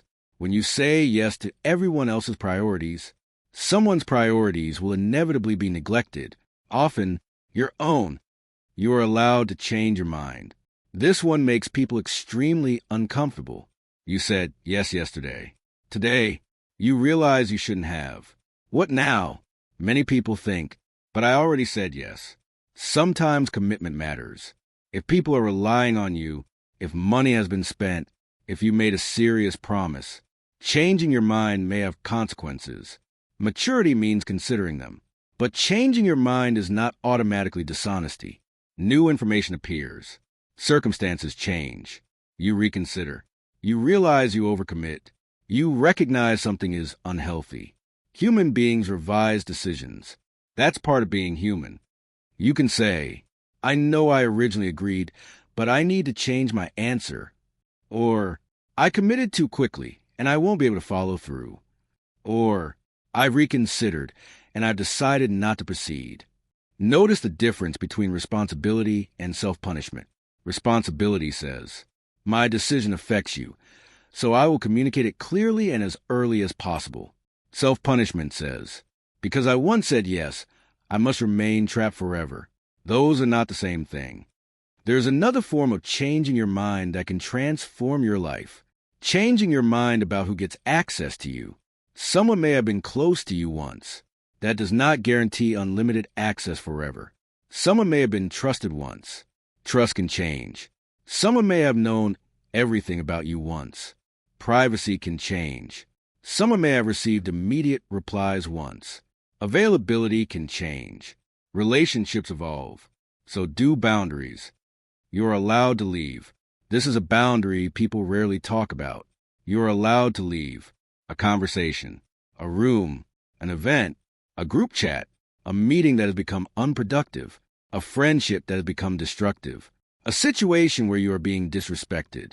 You don't always need to stay until the other person agrees that you are allowed to go. In a heated conversation, you might say, "I don't think we're going to solve this while we're both upset. I'm going to take some time, and we can revisit it later." If someone begins insulting you, "I'm willing to discuss the issue, but I'm not willing to continue while we're speaking to each other this way." If a gathering becomes uncomfortable, "Thank you for having me. I'm heading out." You don't need, "I have this strange headache, and tomorrow morning there's something happening, and somebody just messaged me and..." You can leave. But again, leaving is not the same as avoidance. Sometimes difficult conversations must be completed. Sometimes relationships require staying present through discomfort. Sometimes leaving every time you feel challenged prevents growth. The question is not, does this feel uncomfortable? The question is remaining here constructive? That's a much better question. The broken record. There's a useful assertiveness technique, sometimes called the broken record. The principle is simple. When someone keeps pushing against a reasonable boundary, you calmly repeat the boundary instead of generating new arguments. Can you stay another hour? No, I need to leave. Come on, just 1 hour. I understand, but I need to leave. Why are you being difficult? I'm not trying to be difficult. I need to leave. Notice what you're not doing. You're not producing reason number 4. Because every new reason opens another door for debate. You are respectfully repeating the decision. This is especially useful with persistent people. Can you lend me the money? No, I'm not able to. I'll pay you back Friday. I understand. I'm still not able to. You don't trust me? This isn't something I'm able to do. Wow. Okay. And now comes the difficult part.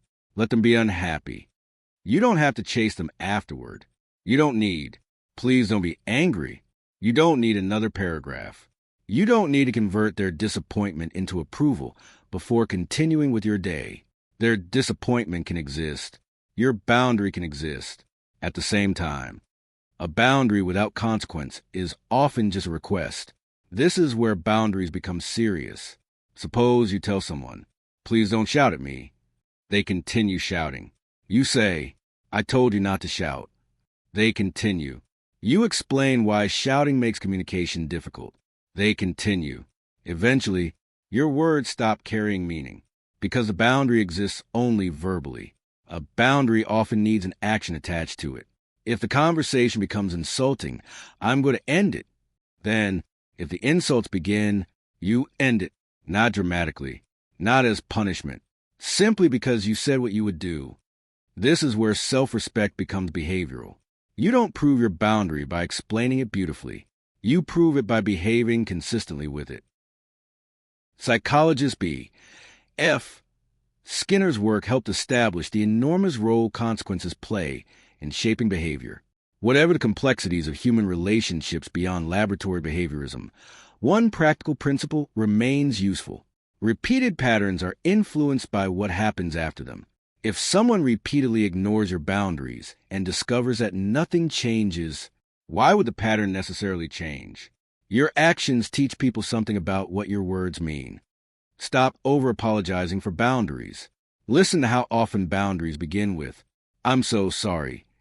Sometimes an apology is appropriate if you cancel at the last minute and inconvenience someone.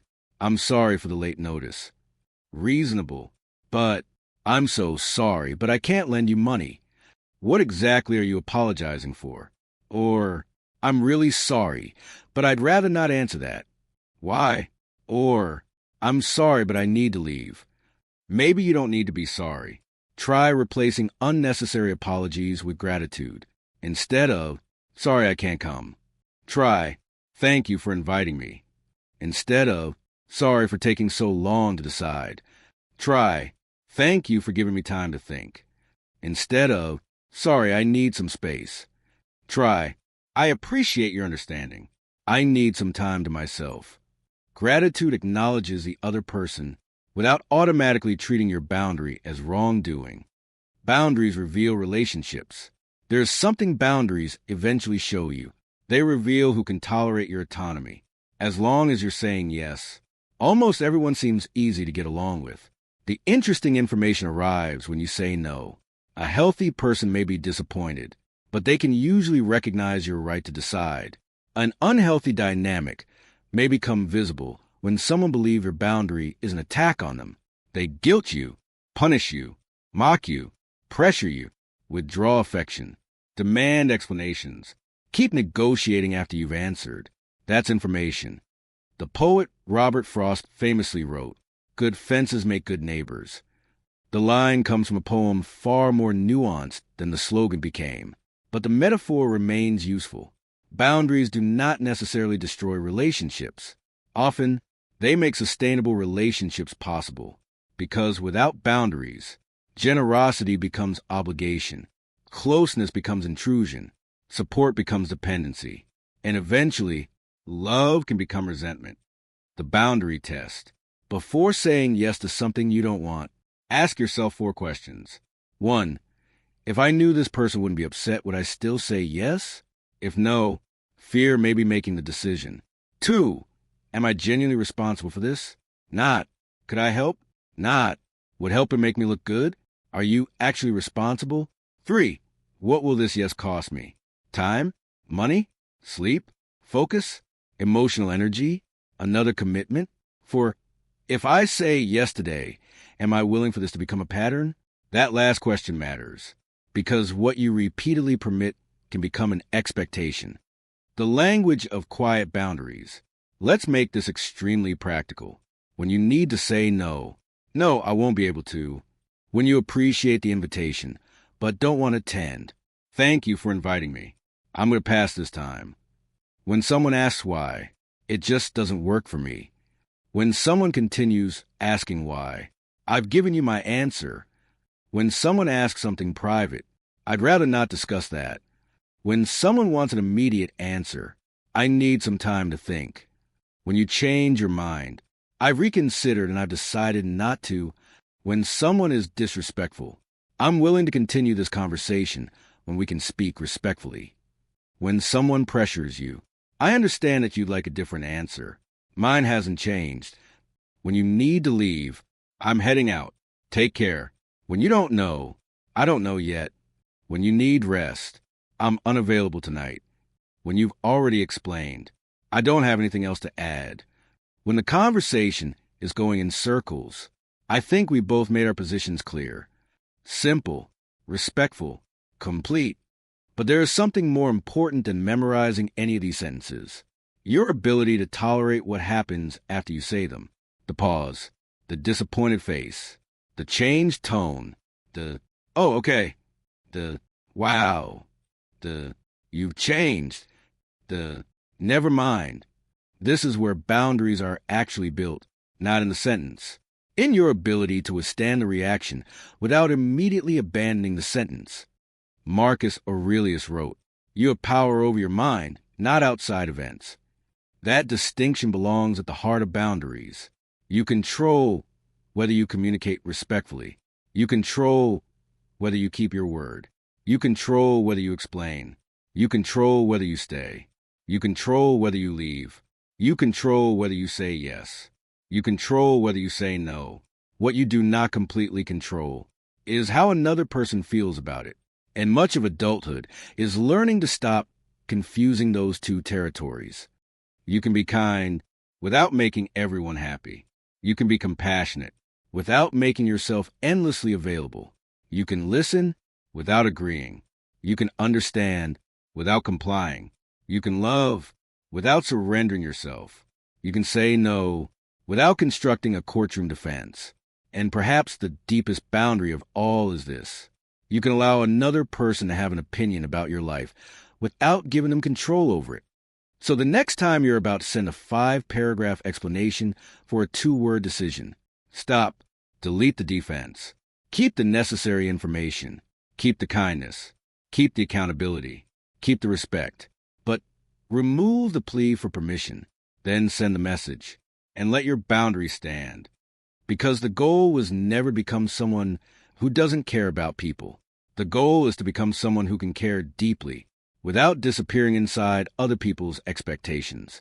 Someone who can be generous without becoming resentful. Someone who can help without being permanently available. Someone who can love and still say no. But there's another test coming, perhaps an even harder one, because sometimes you can communicate perfectly. You can be respectful. You can explain once. You can establish a reasonable boundary. You can do everything correctly, and someone will still misunderstand you. They may call you selfish, cold, arrogant, difficult, different. They may tell a version of the story in which you are the villain, and every instinct inside you will want to run after them, correct the story, defend your character, and make them understand. But what if you didn't? What if you allowed someone to misunderstand you and continued living anyway?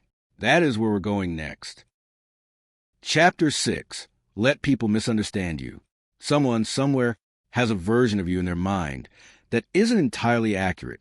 Maybe they think you're arrogant because you're quiet. Maybe they think you're selfish because you finally said no. Maybe they think you've forgotten them because you become busy. Maybe they think you're difficult because you stopped tolerating something you once accepted. Maybe they think you're unsuccessful because they don't know what you're building.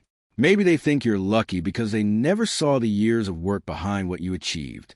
Maybe they think you're cold because you stopped explaining yourself. And perhaps the hardest possibility of all, you may never get the opportunity to correct them. For someone who desperately wants to be understood, that can feel unbearable. You hear that someone has said something inaccurate about you, and immediately your mind begins preparing the correction. That's not what happened. That's not what I said. They don't know the whole story. If they knew what really happened, they'd understand. Maybe I should call them. Maybe I should send a message. Maybe I should explain. And sometimes you should. False information can have real consequences. Important relationships deserve clarification. Professional reputations sometimes require correction. Misunderstandings between people who genuinely care about each other can often be resolved through honest conversation. But not every misunderstanding is an emergency. Not every opinion requires a response. Not every story deserves your participation. And not everyone who has misunderstood you is actually interested in understanding you. That last distinction can save you years of frustration. You exist differently in every mind. Here is something strange about being human. There isn't only one version of you walking through the world. There is the person you know yourself to be, and then there are dozens, perhaps hundreds, of mental representations of you inside other people's minds. To one person, you're generous. To another, intimidating. To someone else, funny. Another thinks you're too serious. One person remembers something kind you did 10 years ago. Another remembers the one afternoon you were impatient. Someone met you when you were 20 and still interprets you through the person you were then. Someone else met you last month and knows nothing about the history that shaped you. Which one is the real you? None of them completely. Psychologists have long studied how people form impressions of one another. Human beings don't observe another person's entire life before reaching conclusions. We work with fragments: behavior, appearance, tone, reputation, context, previous experiences, expectations, and then the mind fills in the gaps. This is efficient, but it is imperfect. Social psychologists Lee Ross and Richard Nisbett wrote extensively about how people can underestimate the power of situations when explaining behavior. This connects to what psychologists call the fundamental attribution error. Someone arrives late, and you may think, irresponsible, but perhaps there was an accident on the road. Someone doesn't respond warmly, and you think, rude. Perhaps they just received terrible news. Someone leaves a party early, and people think, antisocial. Perhaps they're exhausted. Someone doesn't reply to your message, and you think, they're ignoring me. Perhaps they're overwhelmed. We constantly construct stories from incomplete information. Other people do this to you, and you do it to them. That's worth remembering, because this chapter isn't about declaring yourself the misunderstood hero surrounded by ignorant people. Sometimes you're the one who misunderstood. Sometimes your interpretation was wrong. Sometimes a person you thought disliked you was simply distracted. Sometimes a friend you thought was avoiding you was struggling privately. Sometimes the person you called arrogant was anxious. Sometimes the person you thought had changed was simply growing. Humility requires remembering that your perception is also incomplete. The spotlight effect. There is another psychological phenomenon worth understanding.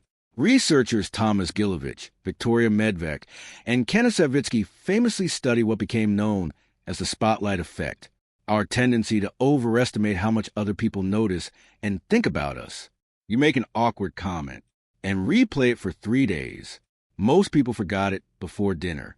You wear something you later regret, and imagine everyone noticed. Most didn't. You stumbled during a presentation and believe the entire room will remember. Often they won't. Why? Because while you're starring in your own psychological movie, everyone else is starring in theirs. This is enormously freeing. You may be spending hours managing an image that other people aren't spending nearly as much time thinking about. You are worried. What do they think about me? Meanwhile, they are worried. What does everyone think about me? The spotlight you feel shining on you is often much dimmer than you imagine. And yet, some people really will misunderstand you. So what then? The impossible project. Try and make everyone understand you is one of life's impossible projects. Suppose 10 people observe the same decision you make.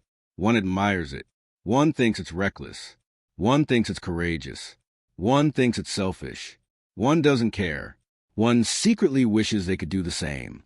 One criticizes you publicly. One supports you privately. One doesn't understand why anyone is discussing it. And one wasn't paying attention. Which interpretation will you manage? All 10? You can't. The Stoic philosopher Epictetus built much of his philosophy around a fundamental distinction. Some things are within our control, and some things are not. Your intentions, within your influence. Your behavior, within your influence. Whether you speak truthfully, within your influence. Whether you apologize when you're wrong, within your influence. Whether you clarify something important, within your influence. Whether every person accepts your explanation, not within your control. Whether everyone interprets your behavior fairly, not within your control. Whether someone chooses to dislike you, not within your control. Whether people gossip, not entirely within your control. The misery begins when you attempt to control the second category with the first. You think, if I explain perfectly, I can control their interpretation. If I'm kind enough, I can control their opinion. If I show them enough evidence, I can control their conclusion. If I tell them everything, they will finally see me correctly. Maybe, but sometimes they won't. Some people are not confused. This may be one of the most important sentences in this entire book. Some people are not misunderstanding your explanation. They simply prefer their interpretation. You explain, they reinterpret. You clarify, they move the argument. You provide context. They ignore it. You tell them what you meant. They tell you what you really meant. At some point, this is no longer communication. It is an attempt to obtain a verdict from someone who has already decided the case. Imagine someone says, "You become selfish." You ask, "What makes you say that?" They explain. You listen. Perhaps there is useful feedback. Maybe you've genuinely become inconsiderate. If so, pay attention. But perhaps their evidence is simply, "You don't do everything I ask anymore." Now the accusation contains information, just not necessarily the information they intended. Your new boundary feels like selfishness to someone who benefited from your lack of one. You can explain that once, maybe twice, but eventually you may need to let them believe what they believe. The cost of constant reputation management. There is a hidden exhaustion in trying to control everyone's perception of you. You begin performing. You become careful about everything. How will this look? What will they say? Will they misunderstand? Should I post this? Should I delete that? Should I explain why? Should I tell them what actually happened? Should I respond to the rumor? Should I defend myself? Your life slowly becomes a public relations campaign, and the audience isn't even paying as much attention as you think. The philosopher Soren Kierkegaard wrote extensively about the individual, the crowd, and the difficulty of becoming oneself. One of the recurring tensions in his work is that becoming an individual requires something difficult, the willingness to stand apart from collective judgment. Because if your identity is constantly negotiated with the crowd, you never fully become yourself. You become an adaptation, a version carefully edited for acceptance. There's a question worth asking. How much of your personality is actually you, and how much is reputation management? How often do you soften an opinion because you don't want someone to think you're difficult? How often do you pretend to enjoy something because everyone else does? How often do you stay silent because you don't want to look foolish? How often do you explain your choices because you don't want people creating the wrong story? And what would happen if you stopped managing every interpretation? Let your life become the explanation. There is an ancient idea that appears repeatedly across philosophical traditions. Character is demonstrated through conduct.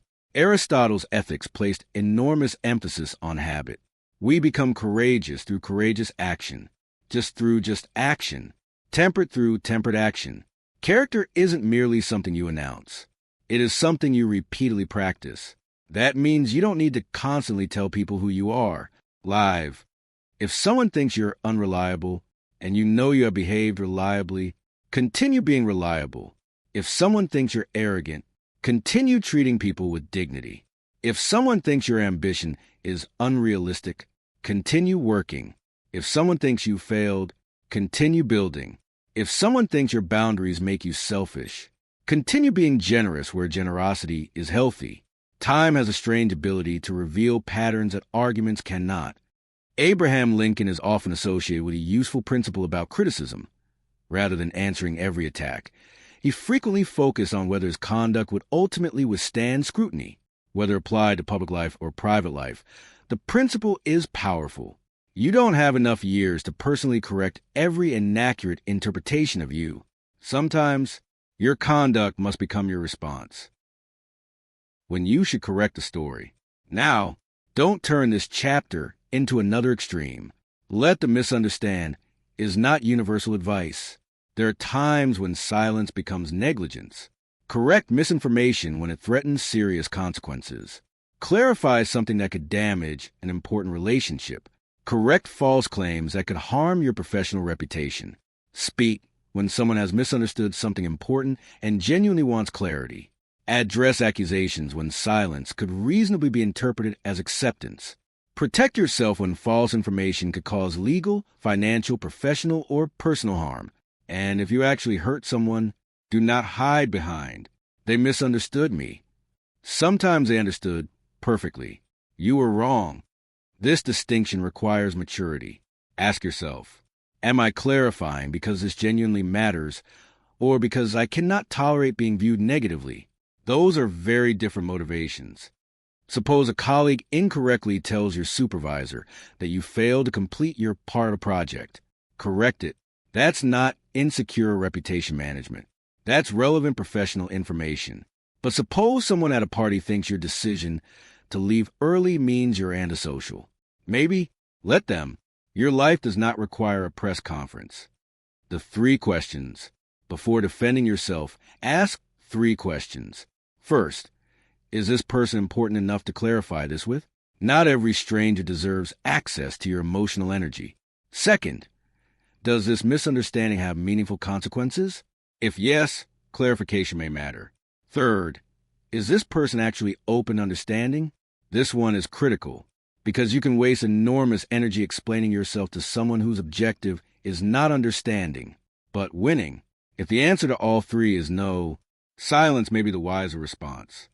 Stop arguing with imaginary people. There is another form of over-explaining that doesn't even require another person. You do it alone, in the shower, in bed, walking home, driving. Your mind recreates a conversation, then improves your response. You know what I should have said? And now you deliver the perfect argument to someone who isn't there. They challenge you in your imagination. You destroy their argument. They introduce another point. You defeat that one too. 20 minutes later, you have won an argument that never happened, and your nervous system has experienced the entire thing. The Stoics were deeply concerned with the suffering created by our judgments about events rather than events alone. Marcus Aurelius wrote, "You have power over your mind, not outside events." Sometimes the person exhausting you isn't even in the room anymore. They left hours ago, but you brought them home inside your head. You gave them a chair. You recreated their voice. And now you're explaining yourself again. At some point, you have to end the imaginary conversation.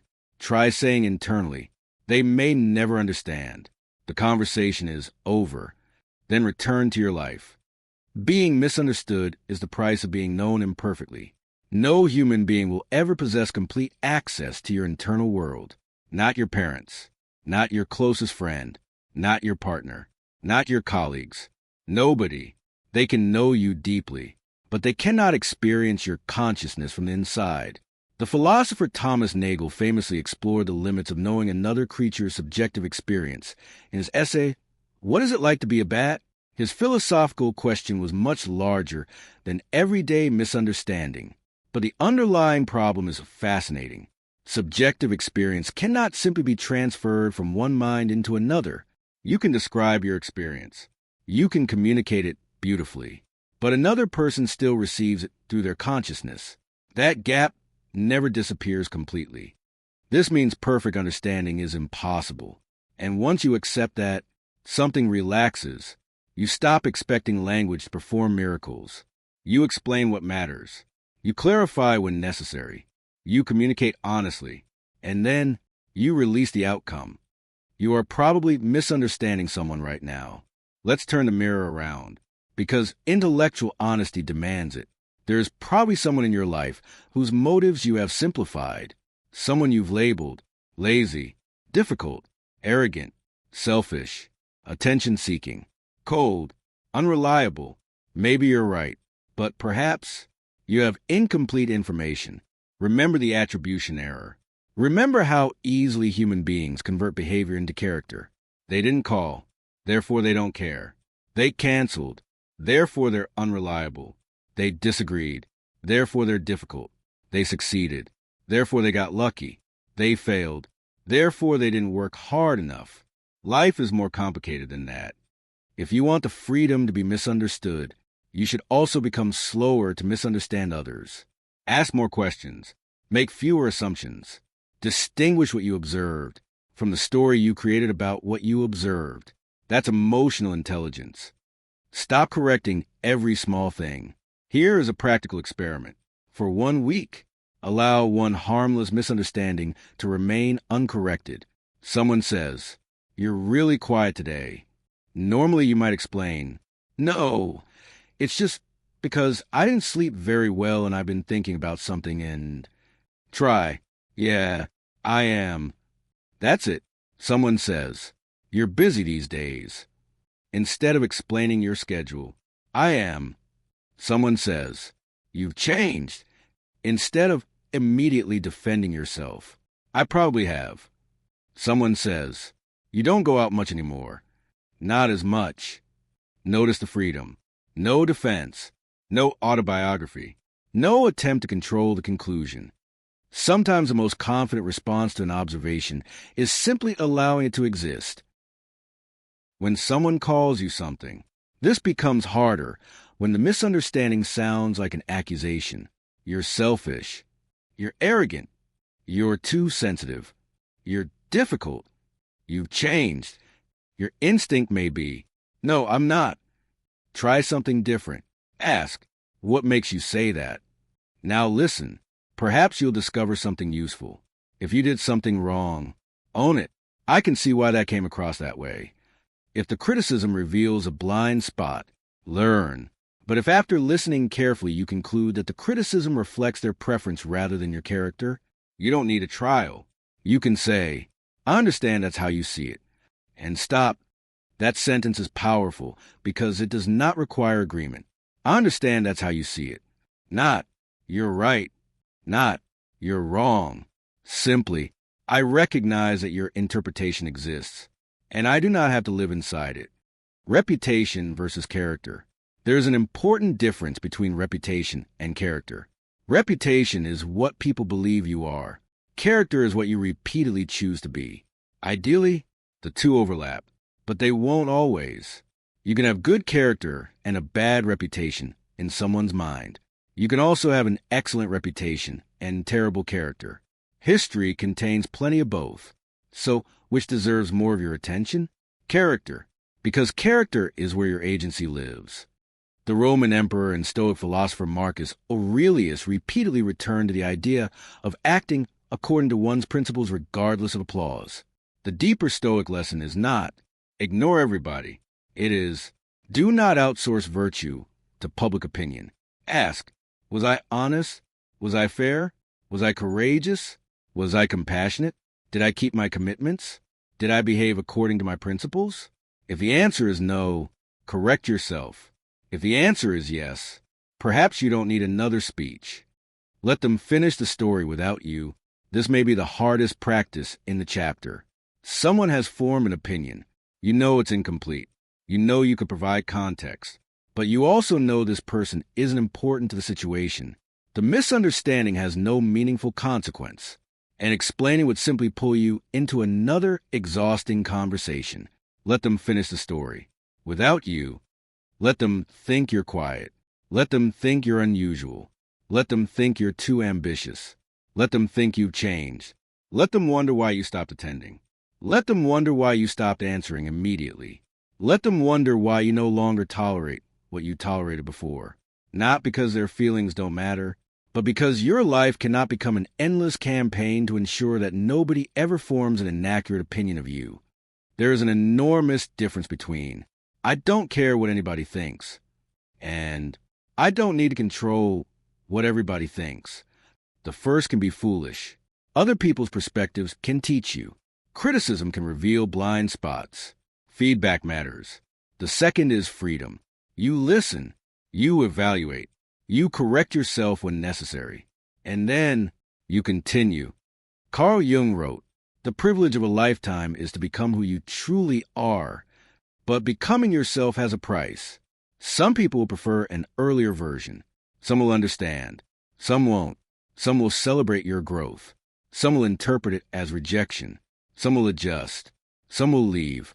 You cannot evolve while demanding that everyone remain comfortable with your evolution. And perhaps that is why being misunderstood can sometimes be evidence that something is changing. You stop explaining every no. Someone calls you cold. You stopped answering immediately. Someone says you become distant. You stopped laughing at disrespect disguised as humor. Someone says you're too sensitive. You stopped accepting every request. Someone says you're selfish. You started taking your ambitions seriously. Someone says you're obsessed. Maybe they are right. Maybe they are wrong. The point is not to automatically dismiss criticism. The point is to examine it without surrendering to it. There is one final question I want you to carry from this chapter. If nobody ever understood this decision, would I still believe it was right? Think carefully, because if the answer is yes, you may have reached something deeper than approval. Conviction.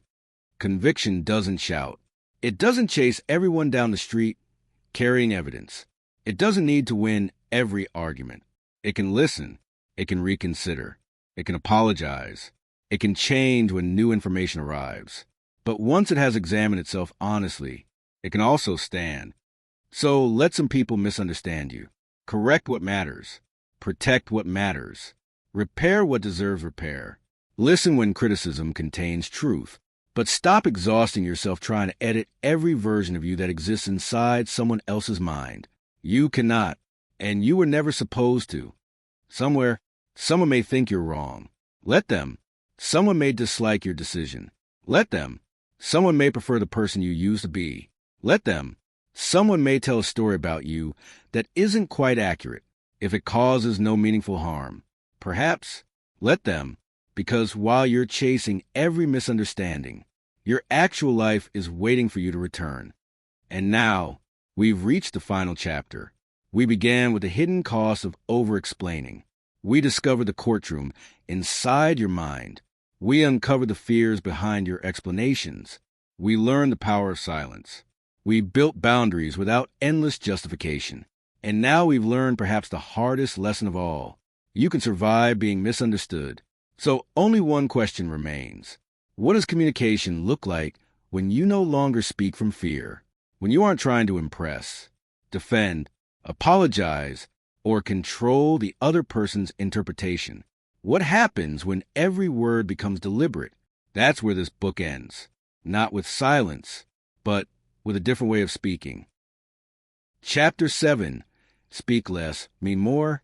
There comes a point when growth becomes visible in your language, not because you suddenly sound more impressive, not because you use bigger words, not because you become louder, but because you stop wasting words on things you no longer need to prove. You stop defending every choice. You stop apologizing for every boundary.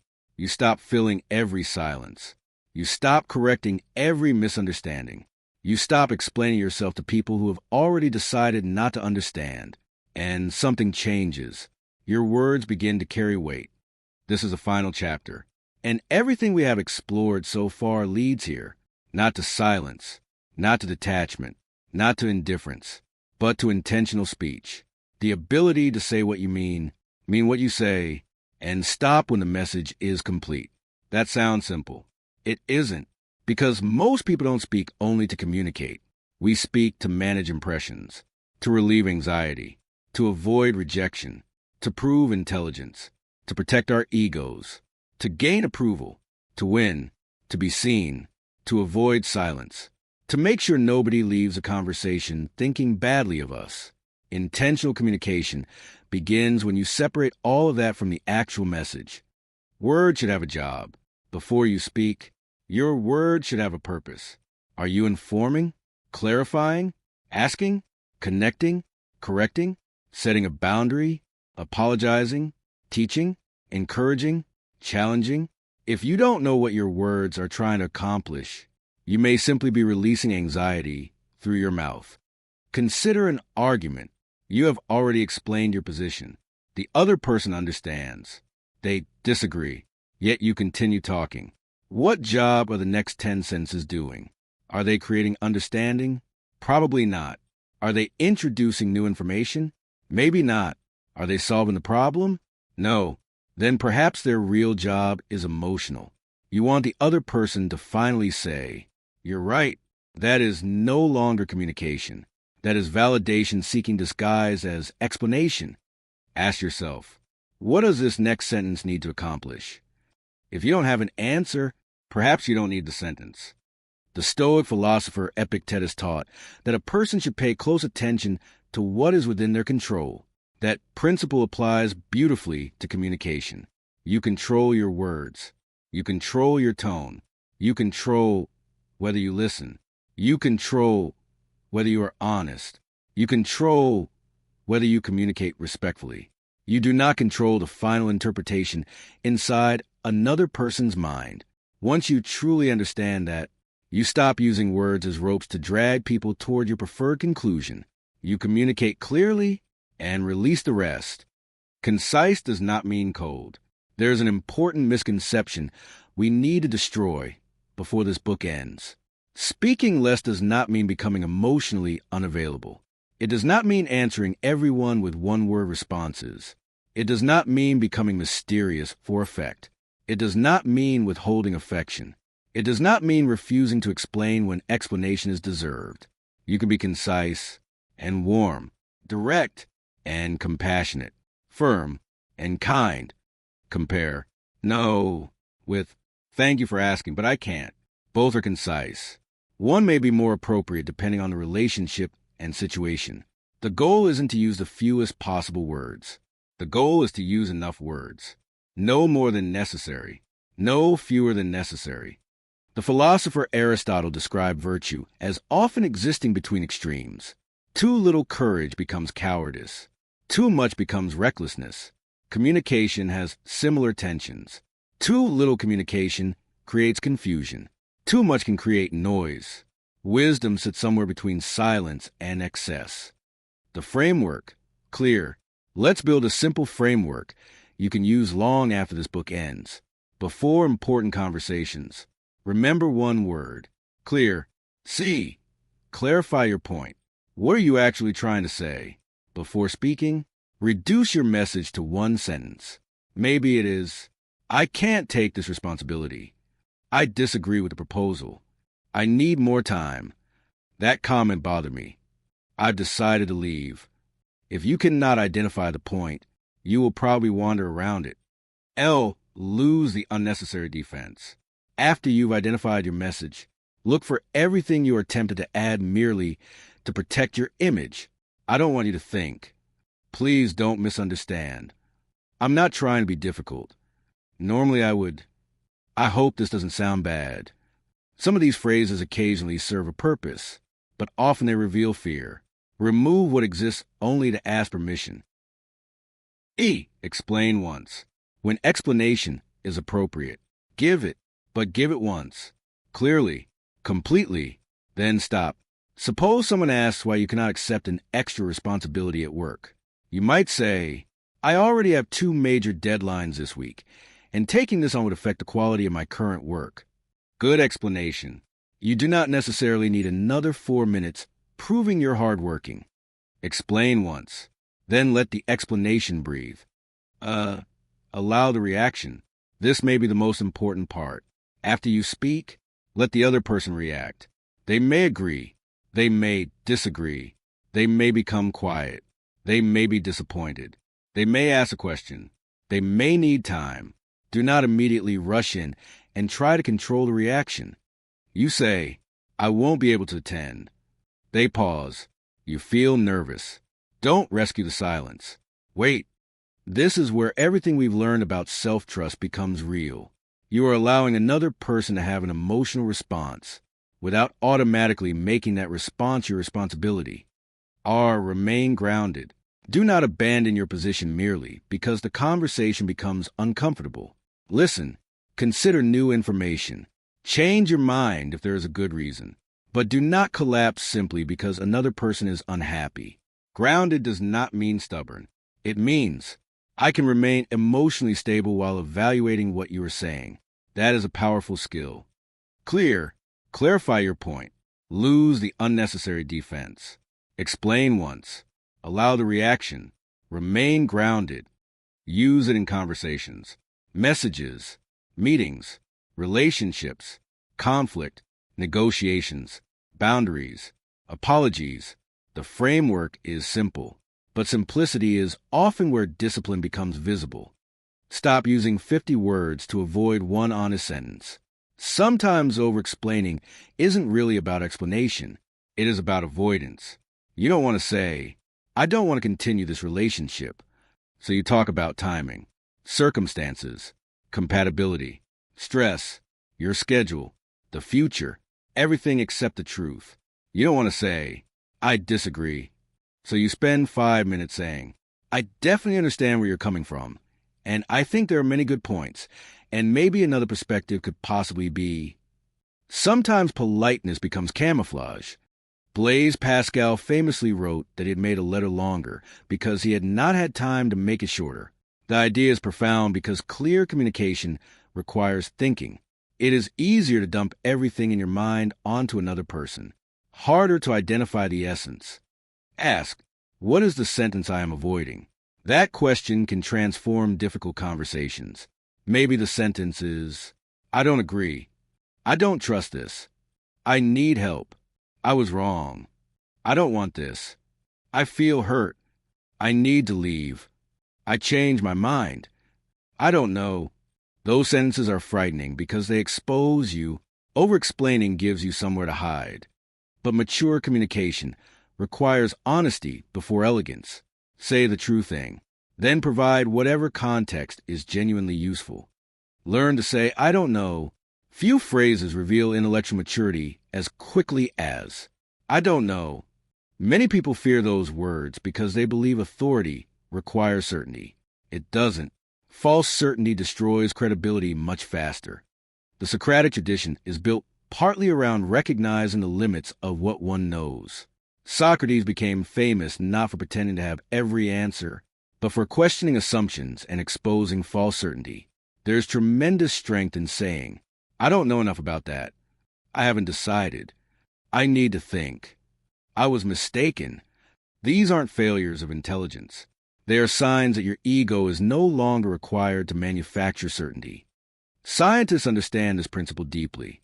Science advances by testing claims, finding errors, revising explanations, and admitting uncertainty.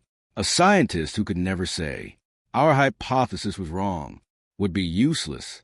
Yet, in ordinary life, people cling to bad positions because changing their minds feels like losing.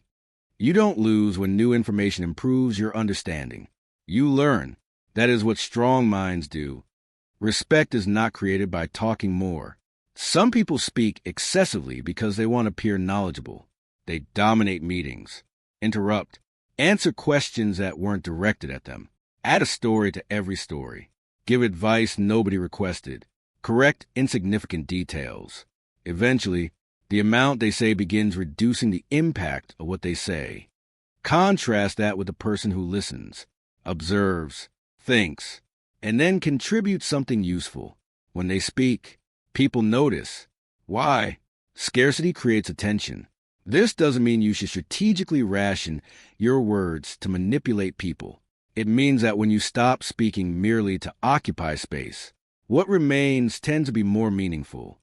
Marcus Aurelius repeatedly encouraged himself to avoid unnecessary words and actions. Stoic philosophy generally valued simplicity, restraint, and acting according to reason rather than impulse. That principle applies to speech.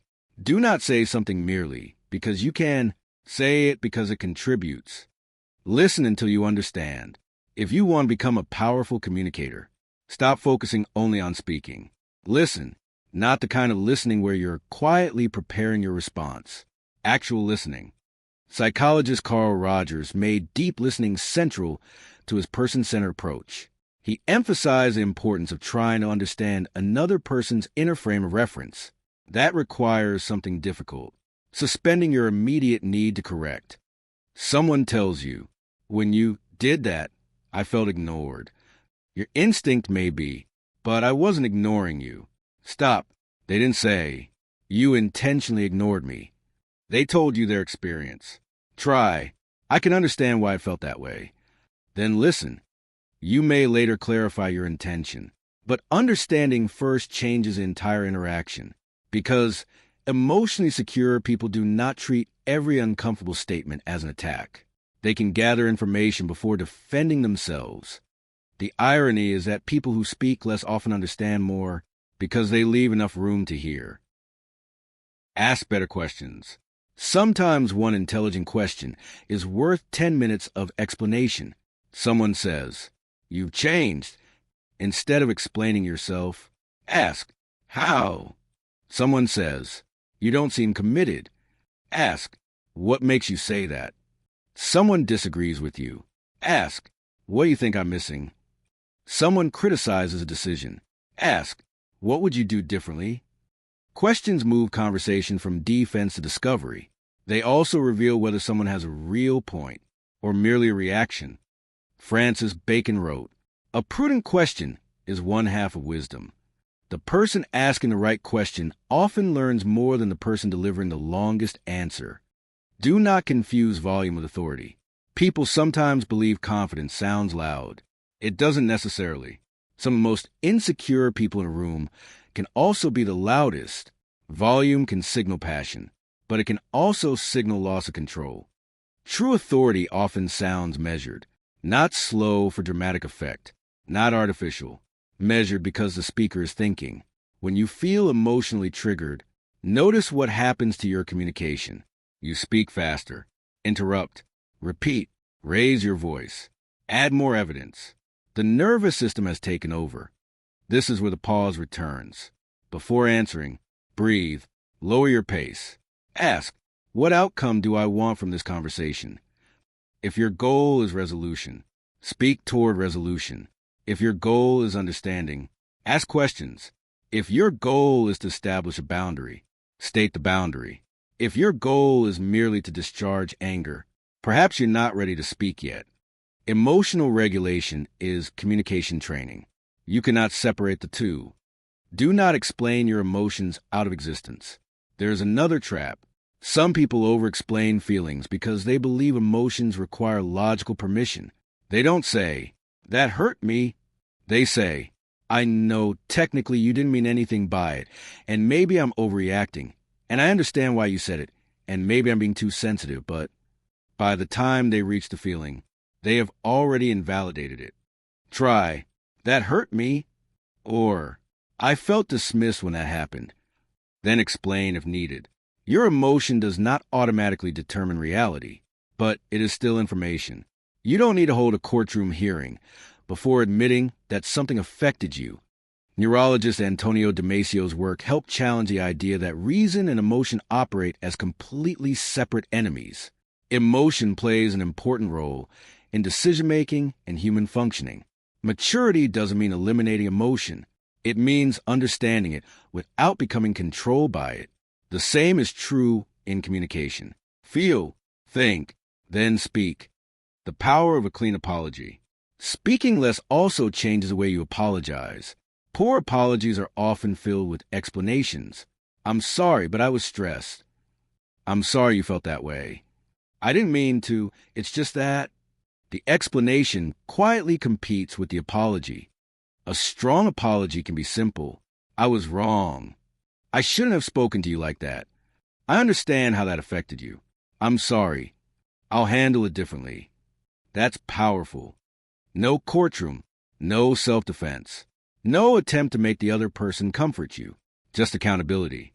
Strangely, the person who can admit wrongdoing without collapsing often appears more secure, not less, because they do not need perfection to maintain self-respect. Not every thought needs an audience. You think thousands of thoughts. They do not all deserve publication.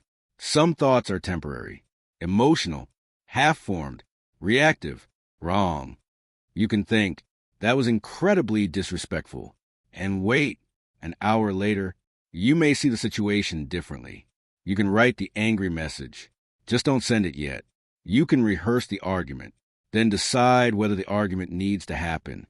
The space between thought and speech is where judgment lives. Modern technology has shortened that space dramatically. You can feel something, type, send, and create consequences in seconds.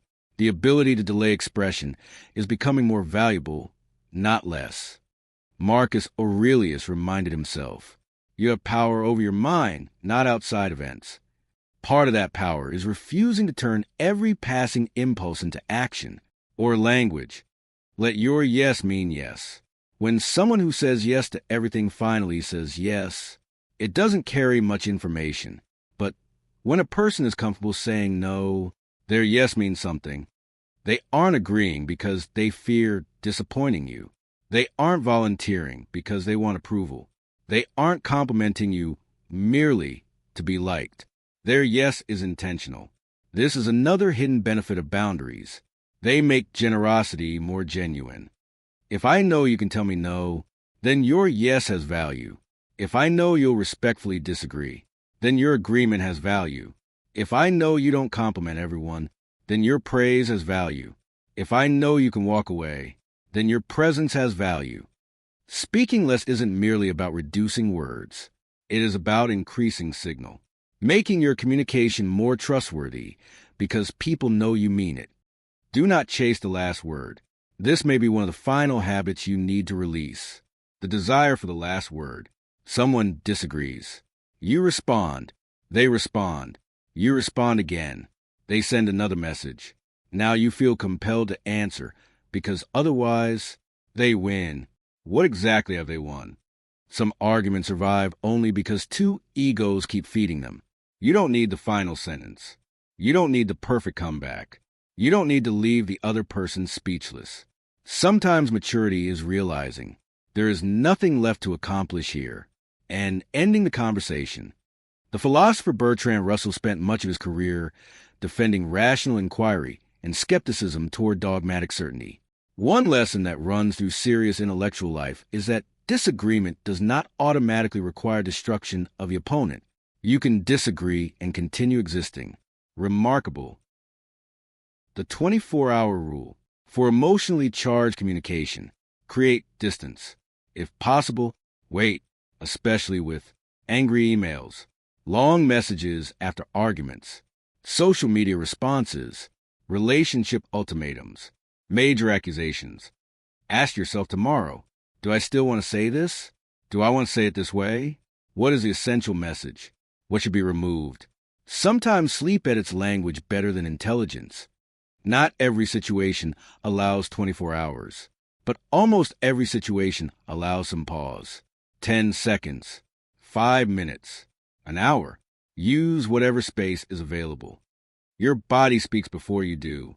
Intentional communication is not only verbal.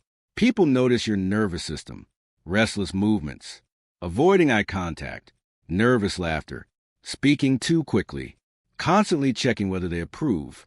Calm presence does not mean acting like a statue.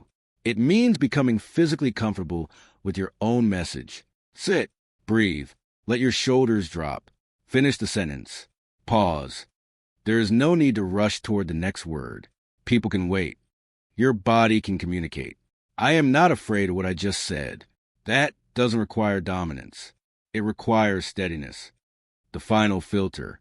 Before important words leave you, put them through 5 questions. Is it true? Not exaggerated? Not invented? Not something you're saying merely because you're angry? Is it necessary? Does it actually contribute? Is it clear? Could you say it more directly? Is it respectful? Even when firm, am I prepared to stand behind it? If yes, speak, then release it. You will not always get this right. Nobody does. You'll still over-explain sometimes. You'll still send the unnecessary paragraph. You'll still defend yourself when silence would have been better. You'll still say yes when you wanted to say no. You'll still replay conversations. That's not failure. Awareness changes patterns gradually. The difference is that now you will notice. You'll hear yourself entering the explanation. You'll recognize the courtroom. You'll notice the fear beneath the words. You'll notice when silence would serve you better. You'll recognize when someone is negotiating your boundary. You'll notice when you're trying to correct a harmless misunderstanding. And eventually, you'll stop earlier. First after 10 unnecessary sentences. Then 5. Then 2. Until one day, the unnecessary sentence never arrives. What respect actually looks like. If your goal is to become respected, don't make respect the goal. That creates performance. Instead, become congruent. Your words match your values. Your boundaries match your actions. Your apologies contain accountability. Your yes means yes. Your no means no. Your silence isn't punishment. Your speech isn't performance. Your confidence doesn't depend on controlling the room. People may respect you. Some won't. Remember chapter 6. You don't control every interpretation, but you will respect yourself more because you are no longer constantly betraying your own judgment to manage everyone else's comfort. Emotional strength is not becoming impossible to hurt. It is becoming harder to control through discomfort. Someone disapproves, and you can remain yourself. Someone misunderstands, and you can remain yourself. Someone asks for more than you can give, and you can remain yourself. Someone criticizes you, and you can examine the criticism without collapsing. Someone praises you, and you can appreciate it without becoming dependent on it. That is stability. Look back at the person who began this book. At the beginning, perhaps you recognize yourself in the person who says no, then explain for 5 minutes. The person who rereads messages. The person who feels guilty after boundaries. The person who believes every question is an accusation. The person who desperately wants to be understood. We've traveled a long way from there. You learn that over-explaining carries a hidden cost. You learn that you are not on trial. You discover the fear beneath your explanations. You learn to use silence without weaponizing it. You learn that boundaries do not require endless justification. You learn to survive being misunderstood. And now, you know what replaces excessive explanation. Not coldness, not arrogance, not silence.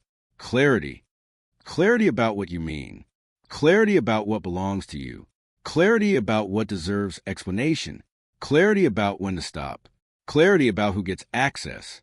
Clarity about what you can control. Clarity about who you want to become. The ancient Greek maxim often associated with the Temple of Apollo at Delphi said, "Know thyself." Perhaps all intentional communication begins there. Know what you believe. Know what you value. Know your limits. Know your motives. Know what you don't know. Know when fear is speaking. Know when ego is speaking. Know when wisdom is telling you to say something, and when wisdom is telling you that enough has already been said. Because when you know yourself, you need fewer words to prove yourself. So the next time someone questions your choice, don't immediately reach for your defense. Pause. The next time someone asks for something you cannot give, don't search for the perfect excuse. Be clear. The next time someone misunderstands you, decide whether correction is genuinely necessary. The next time you feel the need to win an argument, ask what winning would actually accomplish. The next time silence appears, don't automatically fear it. And the next time you speak, mean it. Speak when your words can clarify. Speak when they can repair. Speak when they can protect. Speak when they can teach. Speak when they can comfort. Speak when truth requires a voice. And when your message is complete, let it be complete. You do not need to become the loudest person in the room. You do not need the perfect comeback. You do not need everyone to agree. You do not need to explain yourself until exhaustion. You do not need to make every person understand. Your words are valuable precisely because they are yours. Spend them intentionally. And perhaps that is the paradox at the heart of this entire book. When you stop trying so hard to convince people, you often become more convincing. When you stop demanding to be respected, your behavior becomes more respectable. When you stop trying to appear confident, you begin practicing confidence. When you stop trying to control every interpretation, you become freer to speak truthfully. And when you stop explaining everything, what you do choose to say begins to matter more. So take this with you. You don't need more words. You need clearer ones. You don't need stronger excuses. You need stronger boundaries. You don't need universal understanding. You need self-understanding. You don't need the final word. You need the right word at the right time for the right reason. And then the courage to stop. That is where we'll leave this conversation. Not because there is nothing more to learn, but because there is always another layer waiting underneath the way we think, speak, choose, and live. So carry these ideas into your next conversation. Notice the pause. Notice the urge to explain. Notice the moment when one sentence is enough. And somewhere down the road, when another question about the mind brings us together again, we'll pick up from there. Until the next one, say what matters, mean what you say, and leave the unnecessary words behind.